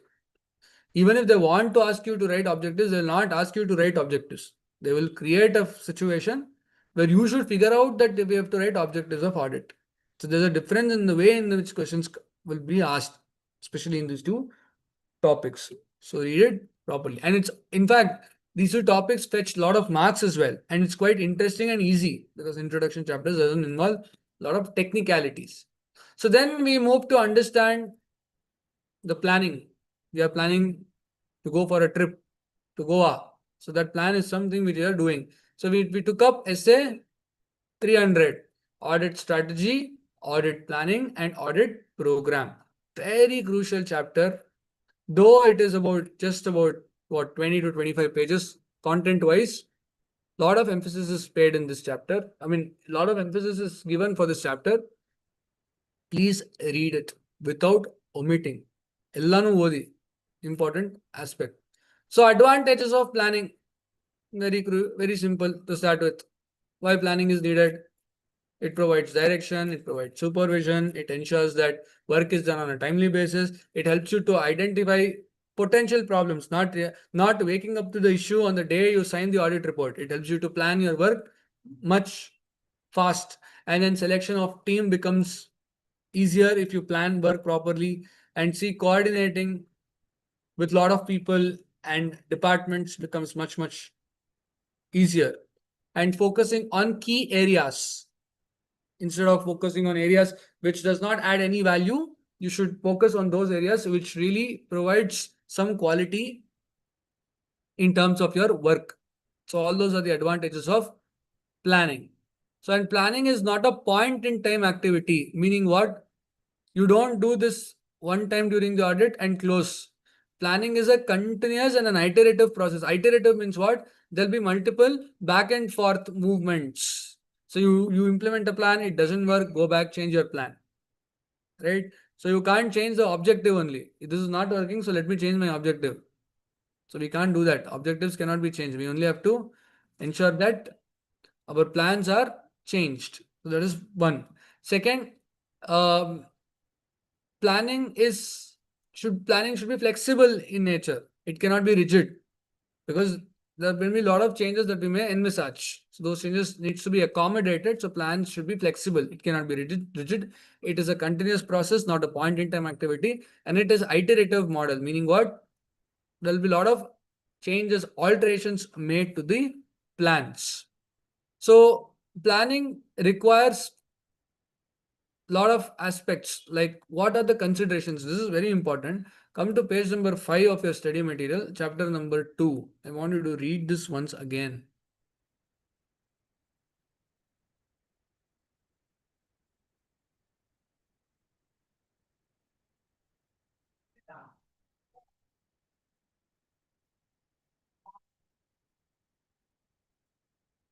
Can we read? Did you get it? Page number 5. Yes, sir. Yes, sir. So like the Where complete paragraph with last point. for example, planning includes. Yes, sir. For example, planning includes the need to consider prior to the auditor's identification and assessment of the risks of material misstatement, such matters as. So what are you going to consider when you plan before even taking up risk assessment procedures? Important from exam perspective. The analytical procedures to be applied as risk assessment procedures. What analytical procedures I need to perform as a risk assessment procedure? Obtaining a general understanding of the legal and regulatory framework applicable to the entity and how the entity is complying with that framework. Knowledge of client's business is imperative. That is what they're trying to say. And when you understand the client's business, you'll also keep into consideration their legal and regulatory environment. The determination of materiality. First only I should decide what is materiality. No, I can't decide it later. Only when I decide materiality is when I can decide what audit procedures to be performed for what areas of the financial statements are to be considered by us. The involvement of experts. now only I should block them, no, otherwise they will not be available. Tomorrow I have to finalize the audit. Today I want some information which I'm not a subject matter expert. I can't contact some expert today and say, hey, give this. You should give time, no? So you need to consider beforehand. Next. The performance of other risk assessment procedures. So all these things needs to be done. These are will be considered by the auditor while planning. This comes before even 315. Right? So one, analytical procedures to be used as RAP. Second, determining materiality, understanding the entity and its legal and regulatory environment, performing the facts. What are the aspects that we will have to perform other in addition to the risk assessment procedures, and see if there is a need for us to involve any experts. So these are all the aspects that we'll have to consider. Now, what are risk assessment procedures? So these are the audit procedures that you perform to identify and assess the possible risk factors that could be present that makes the financial statements to contain material misstatements through understanding the entity and its environment. At two levels. What are the levels?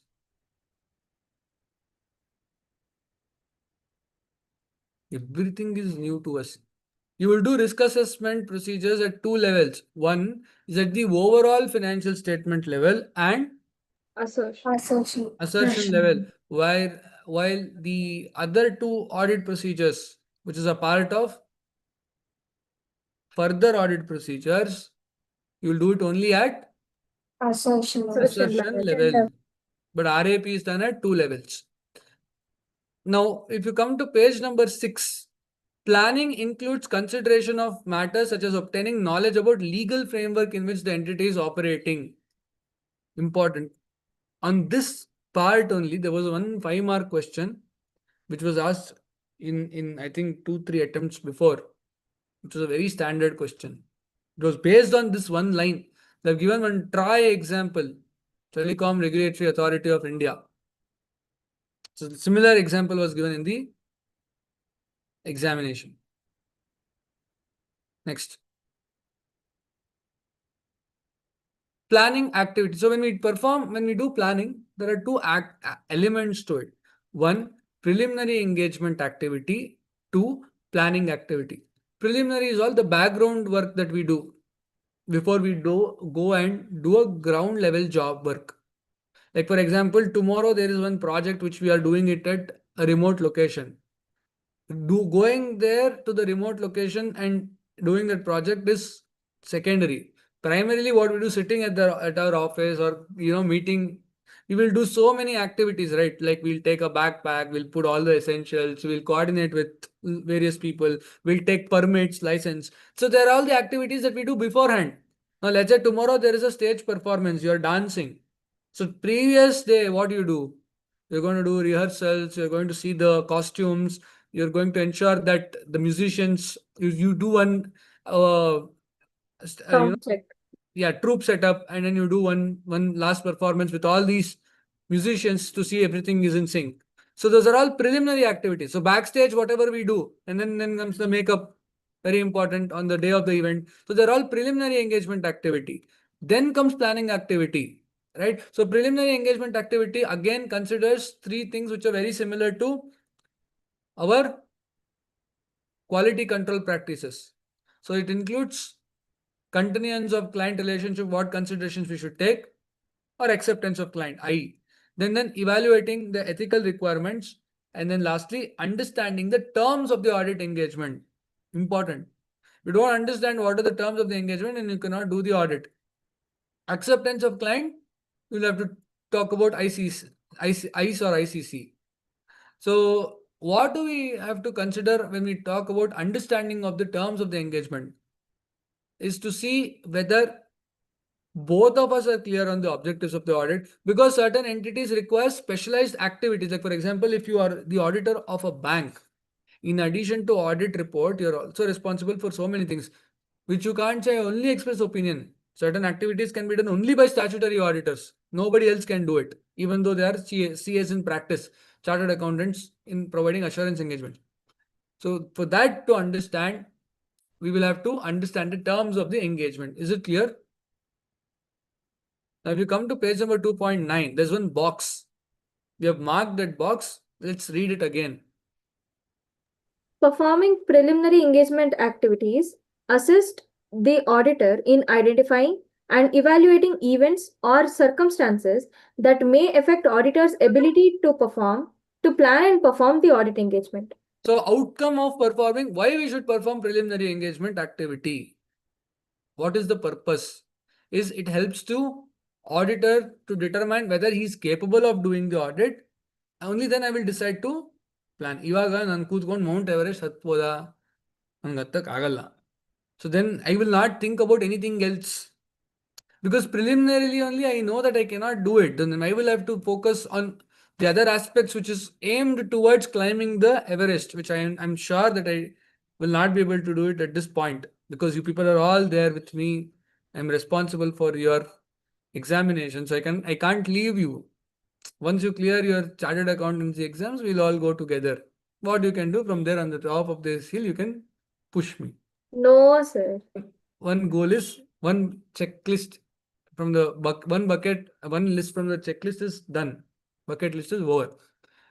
Yeah, so it helps us to determine whether I'm capable of doing the audit, and then accordingly helps me to plan the other activities. You get it? So planning activities involve two things. What are they? At least this you should tell. Planning overall audit strategy. Planning, establishing overall audit strategy, and Developing audit plan. developing audit plans. Which one is more detailed? Developing audit plan. Plans are more detailed than strategies. Strategies are abstract, meaning they're at a very broad level. They provide as to what needs to be done. How it has to be done is executionary.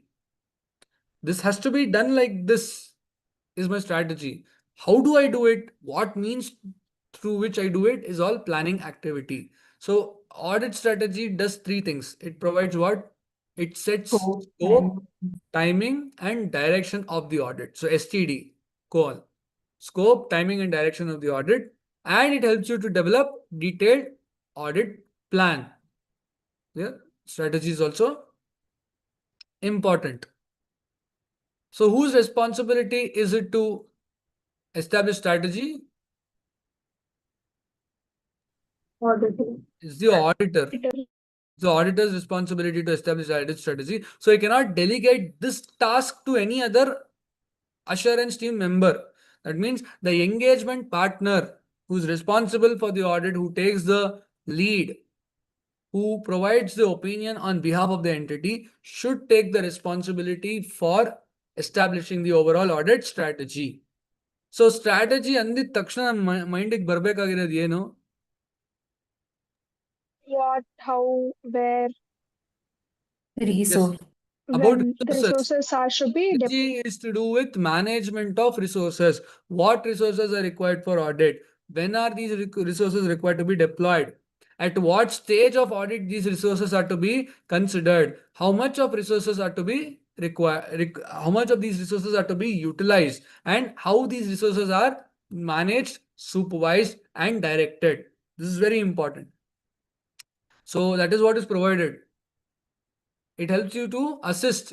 So let's say when an auditor is considering the number of branches to do the audit, it's a part of establishing audit strategy. Because it is to do with the resources. ಎಷ್ಟು branch ಇದೆ, ಎಷ್ಟು ಜನನಲ್ಲಿ deploy ಮಾಡಬೇಕು. When the auditor is fact checking the client, what is he doing?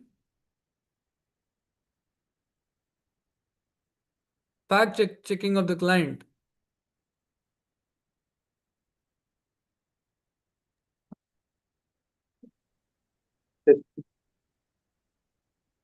Is it audit strategy, audit plan, compliance with ethical requirements, or preliminary engagement activity? preliminary engagement activity.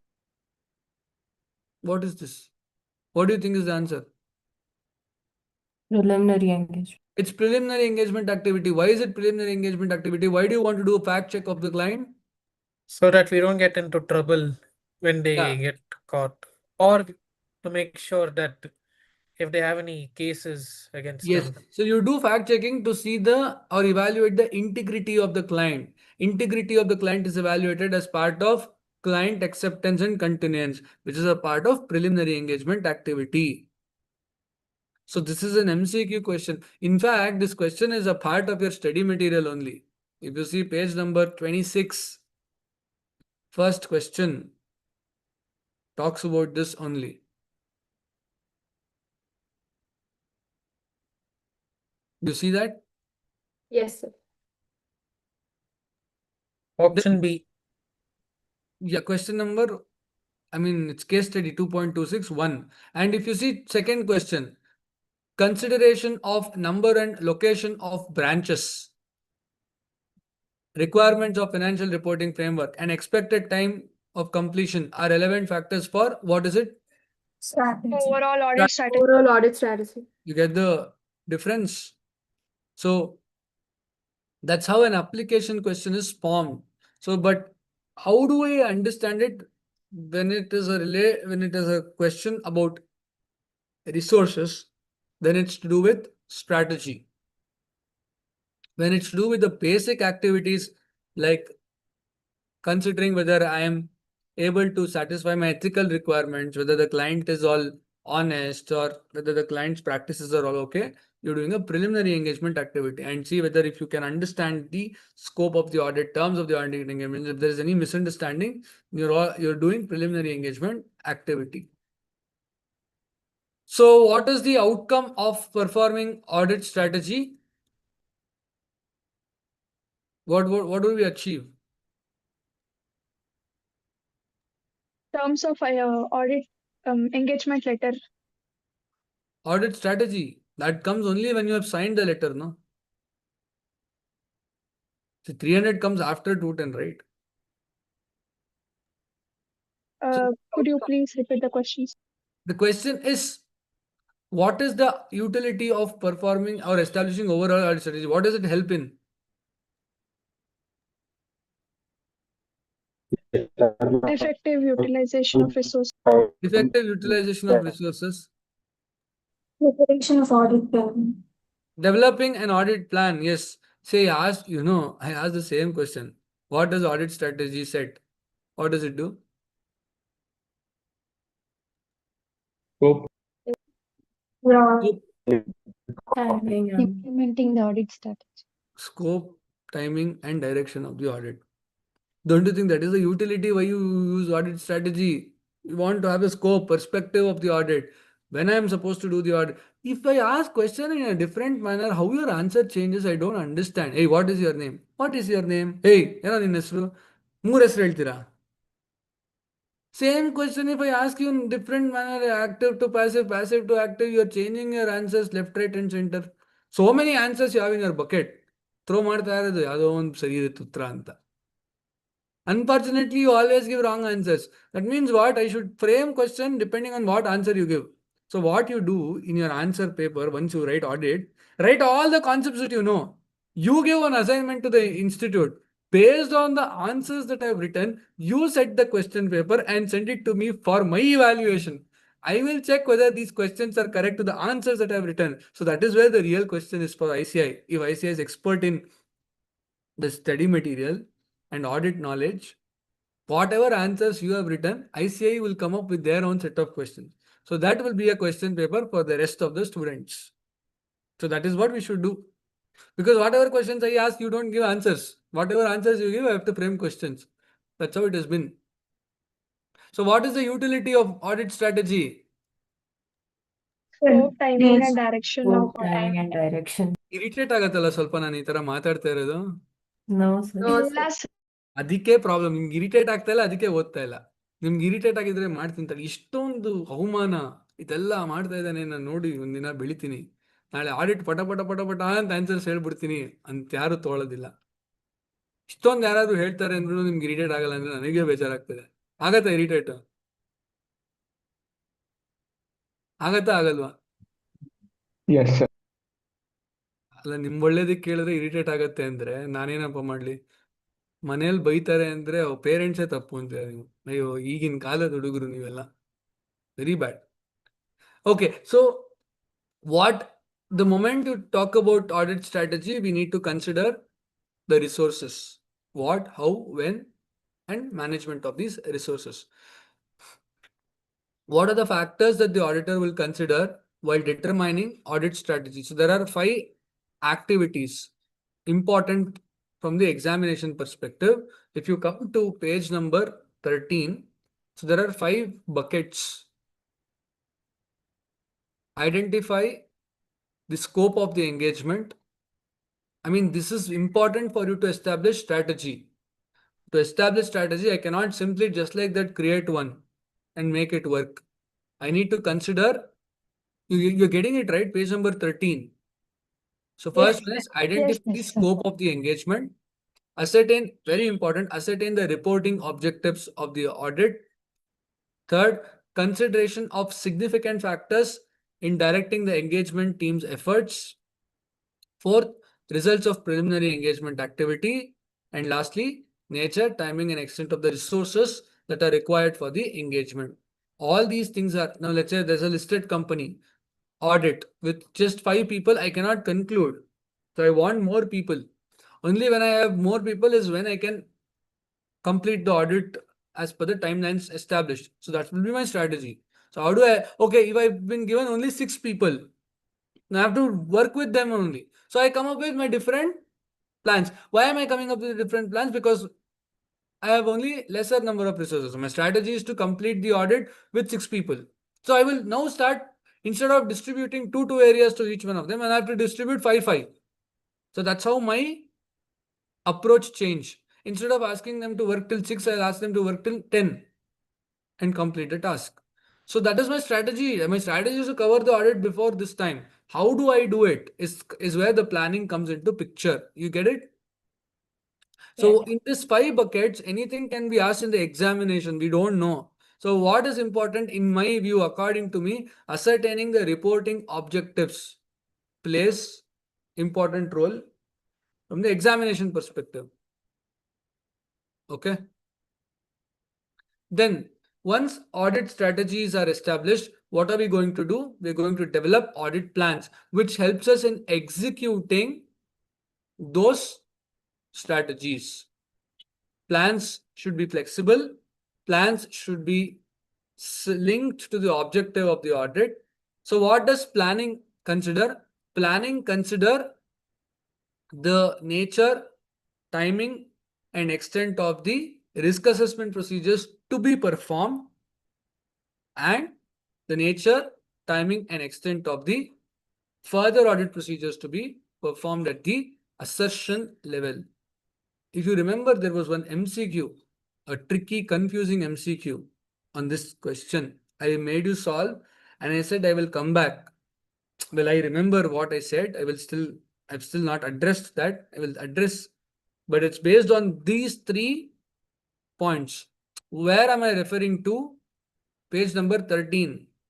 300 states that auditor shall develop an audit plan that shall include the description of nature, timing, and extent of risk assessment procedure, and the nature, timing, and extent of the further audit procedures at the assertion level.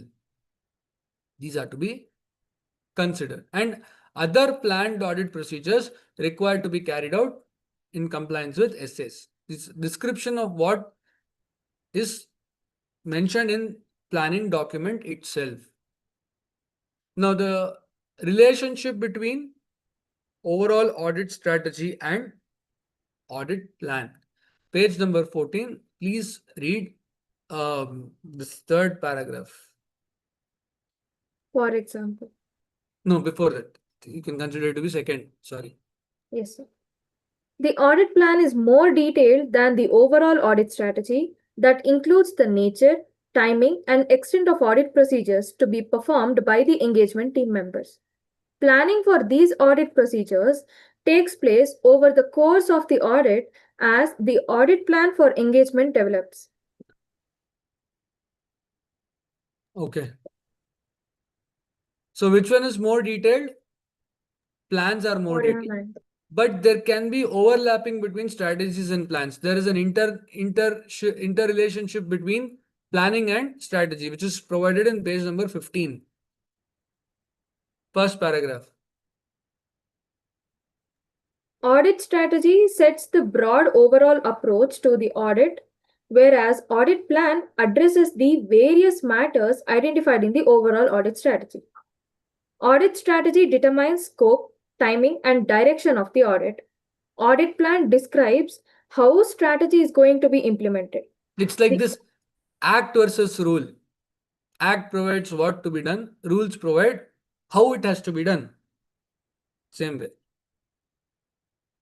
The audit plan is more detailed than the overall audit strategy that includes the nature, timing, and extent of the audit procedures to be performed by engagement team members. Planning for these audit procedures takes place over the course of the audit as the audit plan for the engagement develops. So these lines, whatever is there, it can be asked as what is the relationship between overall audit strategy or audit plan and audit plan, or it can also be asked that what are the differences between audit strategy and audit plan. Two questions also, same answer, because conceptually it's what we're trying to understand. See the third paragraph, it's important. The establishment of the overall audit strategy and the detailed audit plan are not necessarily discrete or sequential processes, but are closely interrelated since changes in one may result in consequential changes to the other. That means what they are having said the above differences and understanding the order is not there, though we establish strategy first and then plan, but sometimes there may be overlap. So there can be an interchange in the plans and strategies because changes in one leads to changes in the other aspects of the planning. So these are the aspects with respect to plans. Now these plans are further broken down into aspects like specific tasks, which is called audit program. So what is an audit program? What is an audit program? It contains a series of activities that the engagement team is required to perform on the items of the financial statements to obtain and collect sufficient and audit evidence. It's like checklist or instructions given to the audit staff by the auditor, where the staff is required to follow them and obtain the information. So it is like the plans are broken down into smaller components, achievable tasks, where the team is supposed to go on completing all of them. At the end of the period, these plans would be executed by all these programs that we have taken up independently and individually. So that is what it is. So important point is programs are to be flexible. Programs cannot be tailor-made. Programs need to be written in such a way that it also provides opportunity for the staff to do or apply their procedures. It should not be a very rigid, strict, rule-based aspects. Otherwise, people lose interest and they don't take any ownership. So, and programs should always be written by the engagement partner. So he will understand about the audit. So what are the aspects that we need to consider while we are preparing an audit program? This is also crucial. Page number 20, last part, last line actually. For the purpose Yes, of correct. For the purpose of program construction, the following points should be kept in mind. First one, stay within the scope and limitation of the assignment. Prepare a written audit program setting forth the procedures that are needed to implement the audit plan. Determine the evidence reasonably available and identify the best evidence for deriving the necessary satisfaction. Apply only those steps and procedures which are useful in accomplishing the verification purpose in the specific situation. Include the audit objectives for each area and sufficient details which serve as a set of instructions for the assistants involved in audit and help in controlling the proper execution of the work. Consider all possibilities of error. Coordinate the procedures to be applied to related items. So these are the things that we'll have to keep in our mind while we develop audit program. Mark it important. Again, frequently asked question. I wanted to specifically focus on the documentation aspect. So if you can come to page number 17, what will the auditor document? Overall audit strategy, overall audit plan, and changes made to the above two aspects. So let's read these three paragraphs which are there below that, the documentation of overall audit strategy. Important. Yes.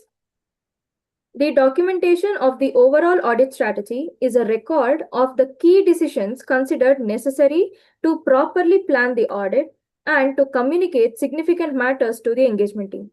The documentation of the audit plan is a record of the planned nature, timing, and extent of risk assessment procedures, and further audit procedures at the assertion level in response to the assessed risks. Okay, so mark it as a question for MCQ.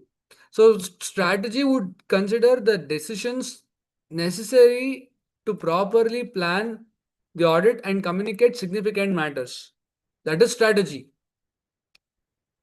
Plan, very simple. It helps you to determine, it considers the discussion of nature, timing, and extent of further audit procedures and the risk assessment procedures to be performed. Next, third paragraph. A record of the significant changes to the overall audit strategy and the audit plan and resulting changes to the planned nature, timing, and extent of audit procedures explains why significant changes were made and the overall audit strategy and audit plan finally adopted for the audit. It also reflects the appropriate response to the significant changes occurring during the audit. So why did you change? What was the rationale behind it? What made you to change the plans? What made you to change the programs or strategy is what it provides. And also it provides the fact that you were aware of these changes and you have responded to it. It acts as an evidence that auditor was not aware of all these things. He also has made an attempt to acknowledge that there were changes and he has made consequent changes to his plans. And what is the final plan? So it's like this version 1, version 2, version 3, version 4. Version 4 final, version 4 final 1, final 2. So which one is final? Nobody will understand. So keep the one which is final. So that is what is going to help us eventually. So and then finally we'll have to read about the advantages and disadvantages of audit program. Okay. Now if you see page number 2.23, that example box is there, no? Basis this one question was asked in the previous exam. I think it was the first question if I'm not wrong. Let me just open the question paper. Do you have access to Jan 2026 question paper by any chance? No? No, sir. No, okay. If you have, please share it with those who are writing. It may be of great help to them. Jan 26th, sir. Yeah, Jan 26. Okay, sir. Yes.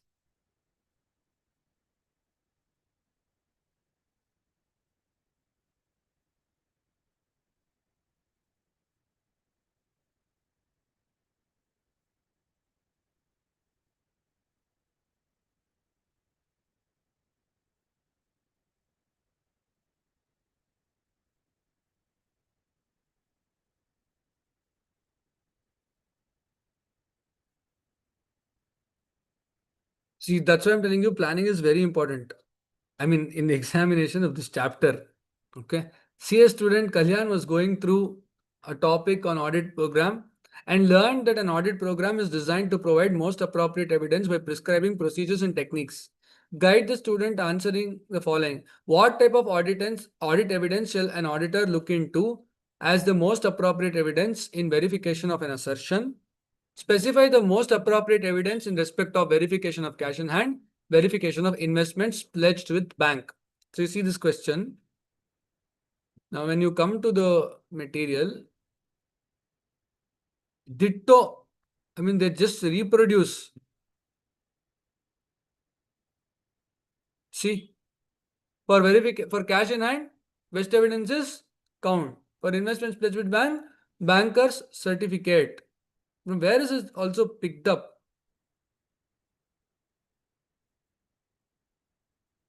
I mean, there will be words which will be written. Then, for verifying assertions about book debts, the client's ledgers, monthly statements, all of them will be considered. You get it? So this Yes. is as per 5 marks. You know, this paragraph, the next paragraph, what you see, this was, sorry, where did it go?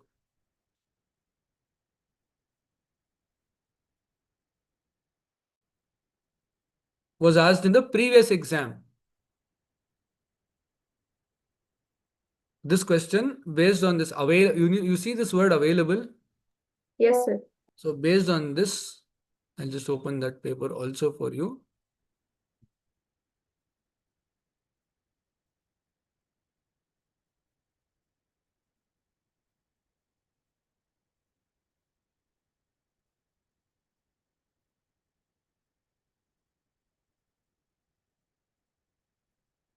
That's why I'm telling you in exam, if a question is asked in the immediately preceding attempt, for your exam, don't read the topic. Means that part. Read the topic above or below carefully. Why?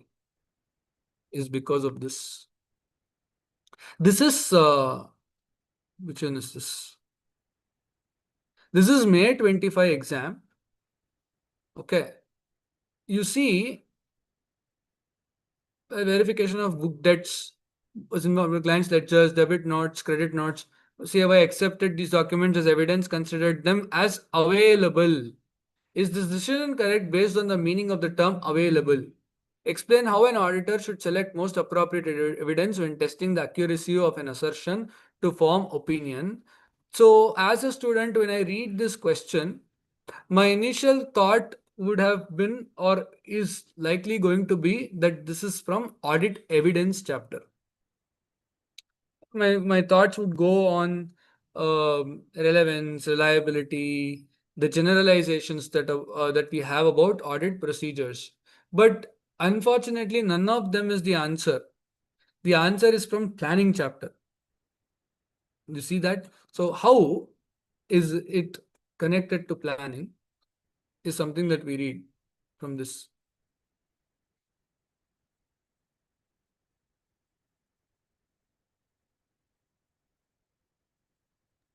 Read, sir. Please read. The auditor, however, has to place appropriate weight on each piece of evidence and accordingly should prescribe the priority of verification. It is true that in all cases, one procedure may not bring the highest satisfaction, and it may be dangerous for the auditor to ignore any evidence that is available. By the word available, we do not mean that the evidence available with the client is the only available evidence. The auditor should know what normally should be available in the context of the transaction, having regard to the circumstances and the usage. So what do they say? It's like they're scolding you. ಬರೀ ಕ್ಲಾಸಲ್ಲಿ ಕೂತ್ಕೊಂಡು attend ಮಾಡ್ಬಿಟ್ರಷ್ಟೇ ಸಾಕಾಗಲ್ಲ exam pass ಮಾಡೋಕ್ಕೆ. ಬರೀ ಅದೊಂದು ಇಟ್ಕೊಂಡು okay ನಾನು ಈ ಕ್ಲಾಸಲ್ಲಿ ಇವನ್ನೆಲ್ಲ ಎಗರಿಸ್ಬಿಟ್ಟಿದ್ದಾನೆ ಕೂತ್ಕೊಂಡು ಅಂತ ಬ್ಲೇಮ್ ಮಾಡಿದ್ರೆ it is your fault. When I say you attend classes, you have to attend class and also read from your end materials, previous year question papers, RTPs, MTPs, ABC. It does not mean only what I do.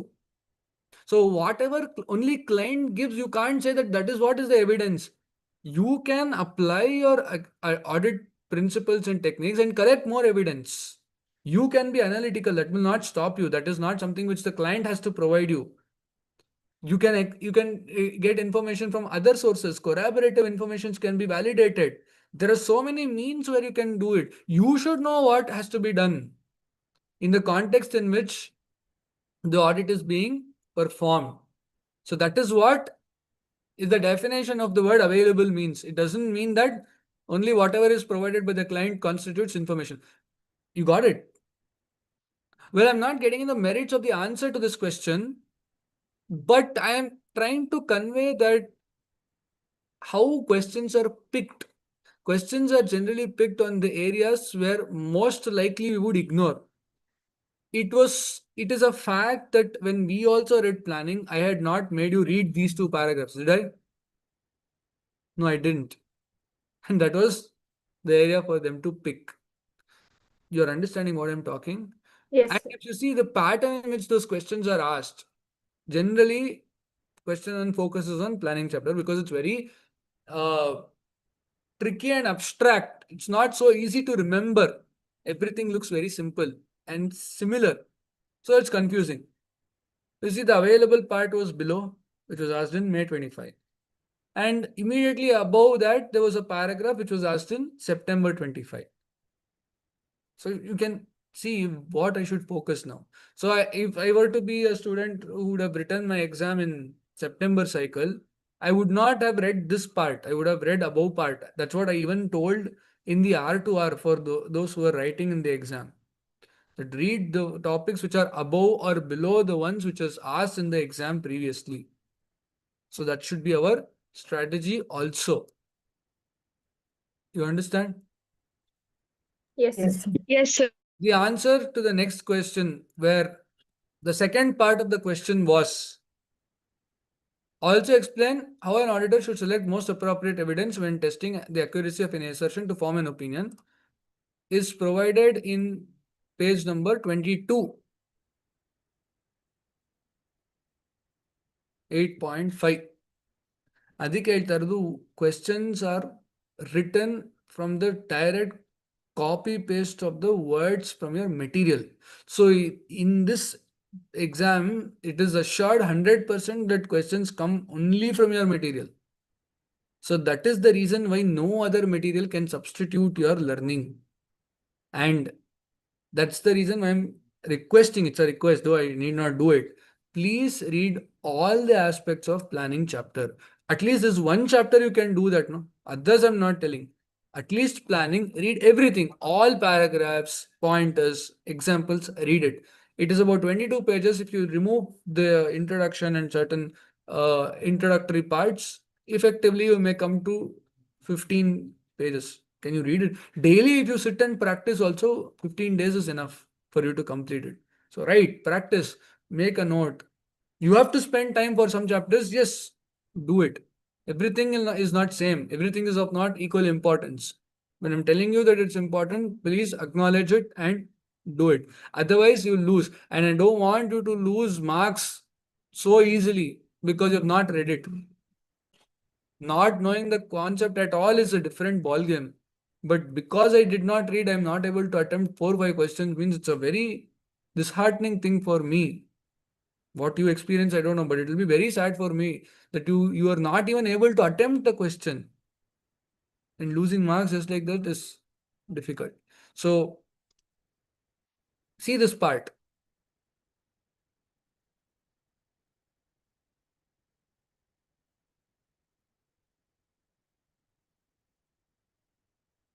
Read it now, please.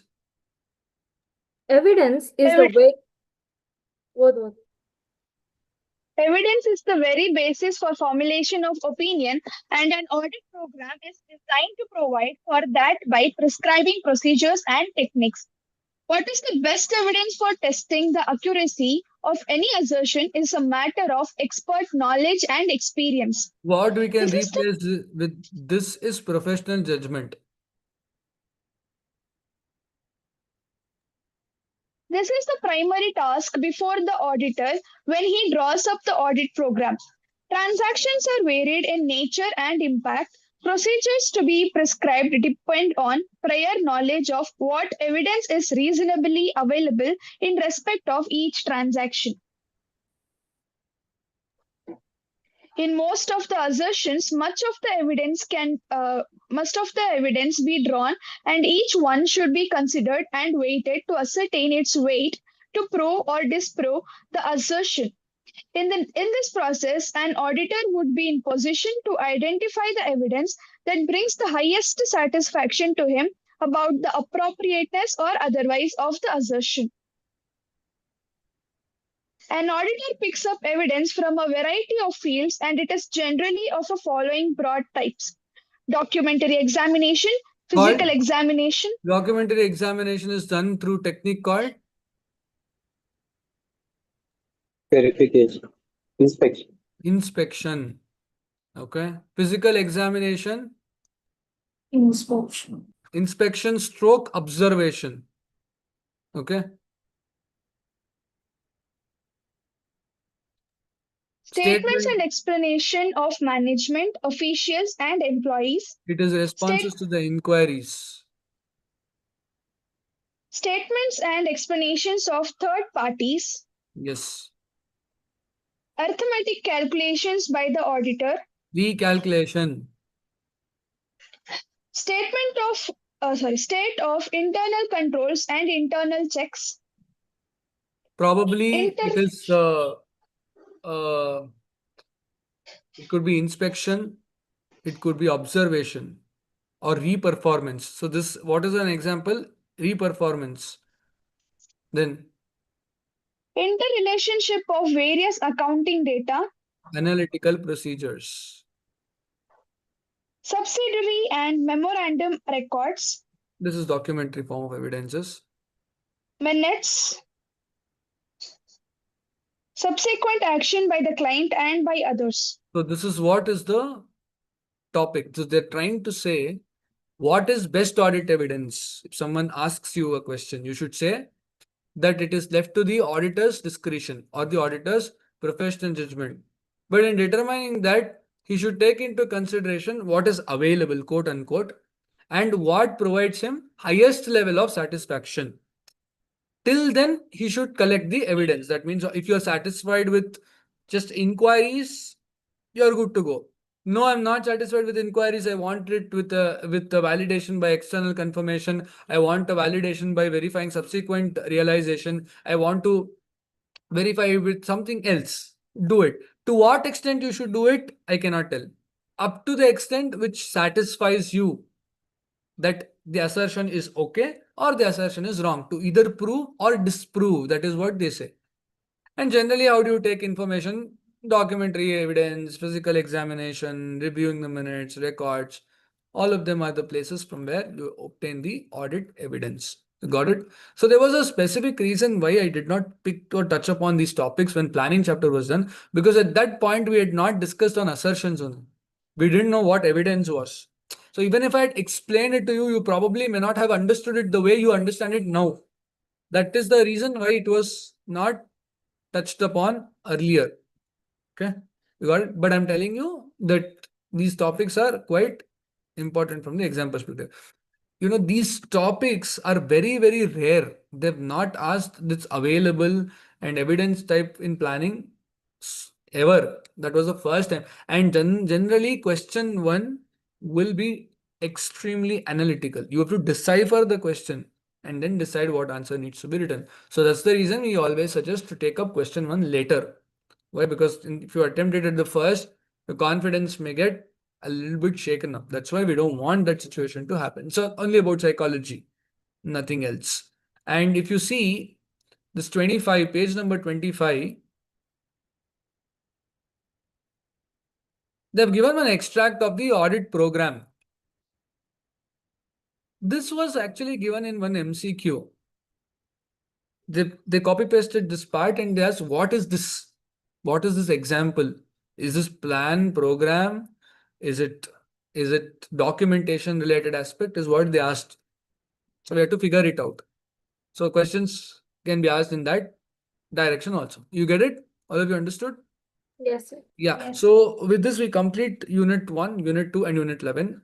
I have gone slow, even though it is a revision class, because I know how important it is. I have not felt it to be a revision class for some of the topics, but it's okay. So in our next class, will be a bit more fast, and I will we'll cover the evidence related topic, and then how we have addressed like 505, 501, audit documentation, all those topics. So whatever is possible to cover in the day, in time which is given, we'll do it, and the rest we'll take it up when we meet for the final set of revision after the completion of the portions. Okay, so that's how we intend to plan. So I am doing my part. You should also do your part. Please study. Okay, that's ultimately the bottom line. Whatever is said, I come to the same point that you should study. There is no such alternate or substitute for that. Otherwise, I would have done it for you. ನೀವು ಆರಾಮಾಗಿ ಮನೇಲಿ rest ತೊಗೊಳ್ಳಿ. ದಿನ 2 chapter ನಾನೇ ಓದ್ಕೊಂಡು ಕೂದಿರ್ತೀನಿ. ನಿಮ್ಗೆಲ್ಲ transfer ಆಗ್ಬಿಡ್ತಾ ಇತ್ತು ಒಂದಿನ ಚಿಪ್ ಏನೋ ಹಾಕ್ಬಿಟ್ಟು ಮಾಡಂಗಿದ್ರೆ ಇವಾಗ ಆಗಲ್ವೇ ಅದು? ಯಾವಾಗಲೂ ಬರ್ತಾ ಇದೆ, that there is a concept of chips which can be inserted in your brain. Yes, sir. And there are people who are eagerly wanting to get this done, and there's a waiting list already to have chips inserted in your brain. I don't know where there was a movie, what is it? Smart Shankar. Yeah, not this one. English movie Transformer or something where machines take control over human beings. The robots, take control over Avengers. I don't know. I'm not a fan of any movies as such. So where they, the machines which they create will cause problems. Like in Jurassic World, how it happens. We develop a dinosaur and that will only control us. It's like that. That's how it is happening.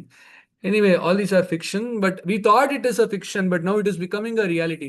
We never thought something like AI would come up. Like it talks and it provides comments. In fact, it was one time an AI, this thing was sued because it gave a response to a person who using it as go and commit suicide. That AI response was that. It can be so dangerous. So we have to use it with caution. I don't know how people can forget the limitations of all these tech tools and completely surrender to it. The problem is we are completely surrendering to it. So now what is happening? The trend is for everything we are using AI. In our office, initially we asked our colleagues, articles, everybody to start using AI. They didn't know. Now we are asking them to stop using AI. Please, for God's sake, please stop using. For a single email also, they don't apply their mind. They ask AI to draft an email, they copy paste it and write. How will I know? The way in which the emails are written, I am sure that you could not have written the way it is written. Well, your work is getting completed smoothly, but you are completely surrendering to the AI. And tomorrow, if the tool is not available, can you draft an email? Can you draft a letter? Can you draft some documents? This is something which we need to question ourselves. Using it where it's appropriate is what is crucial. Okay. So on that note, so we'll call it a day. We'll meet again in our next class tomorrow.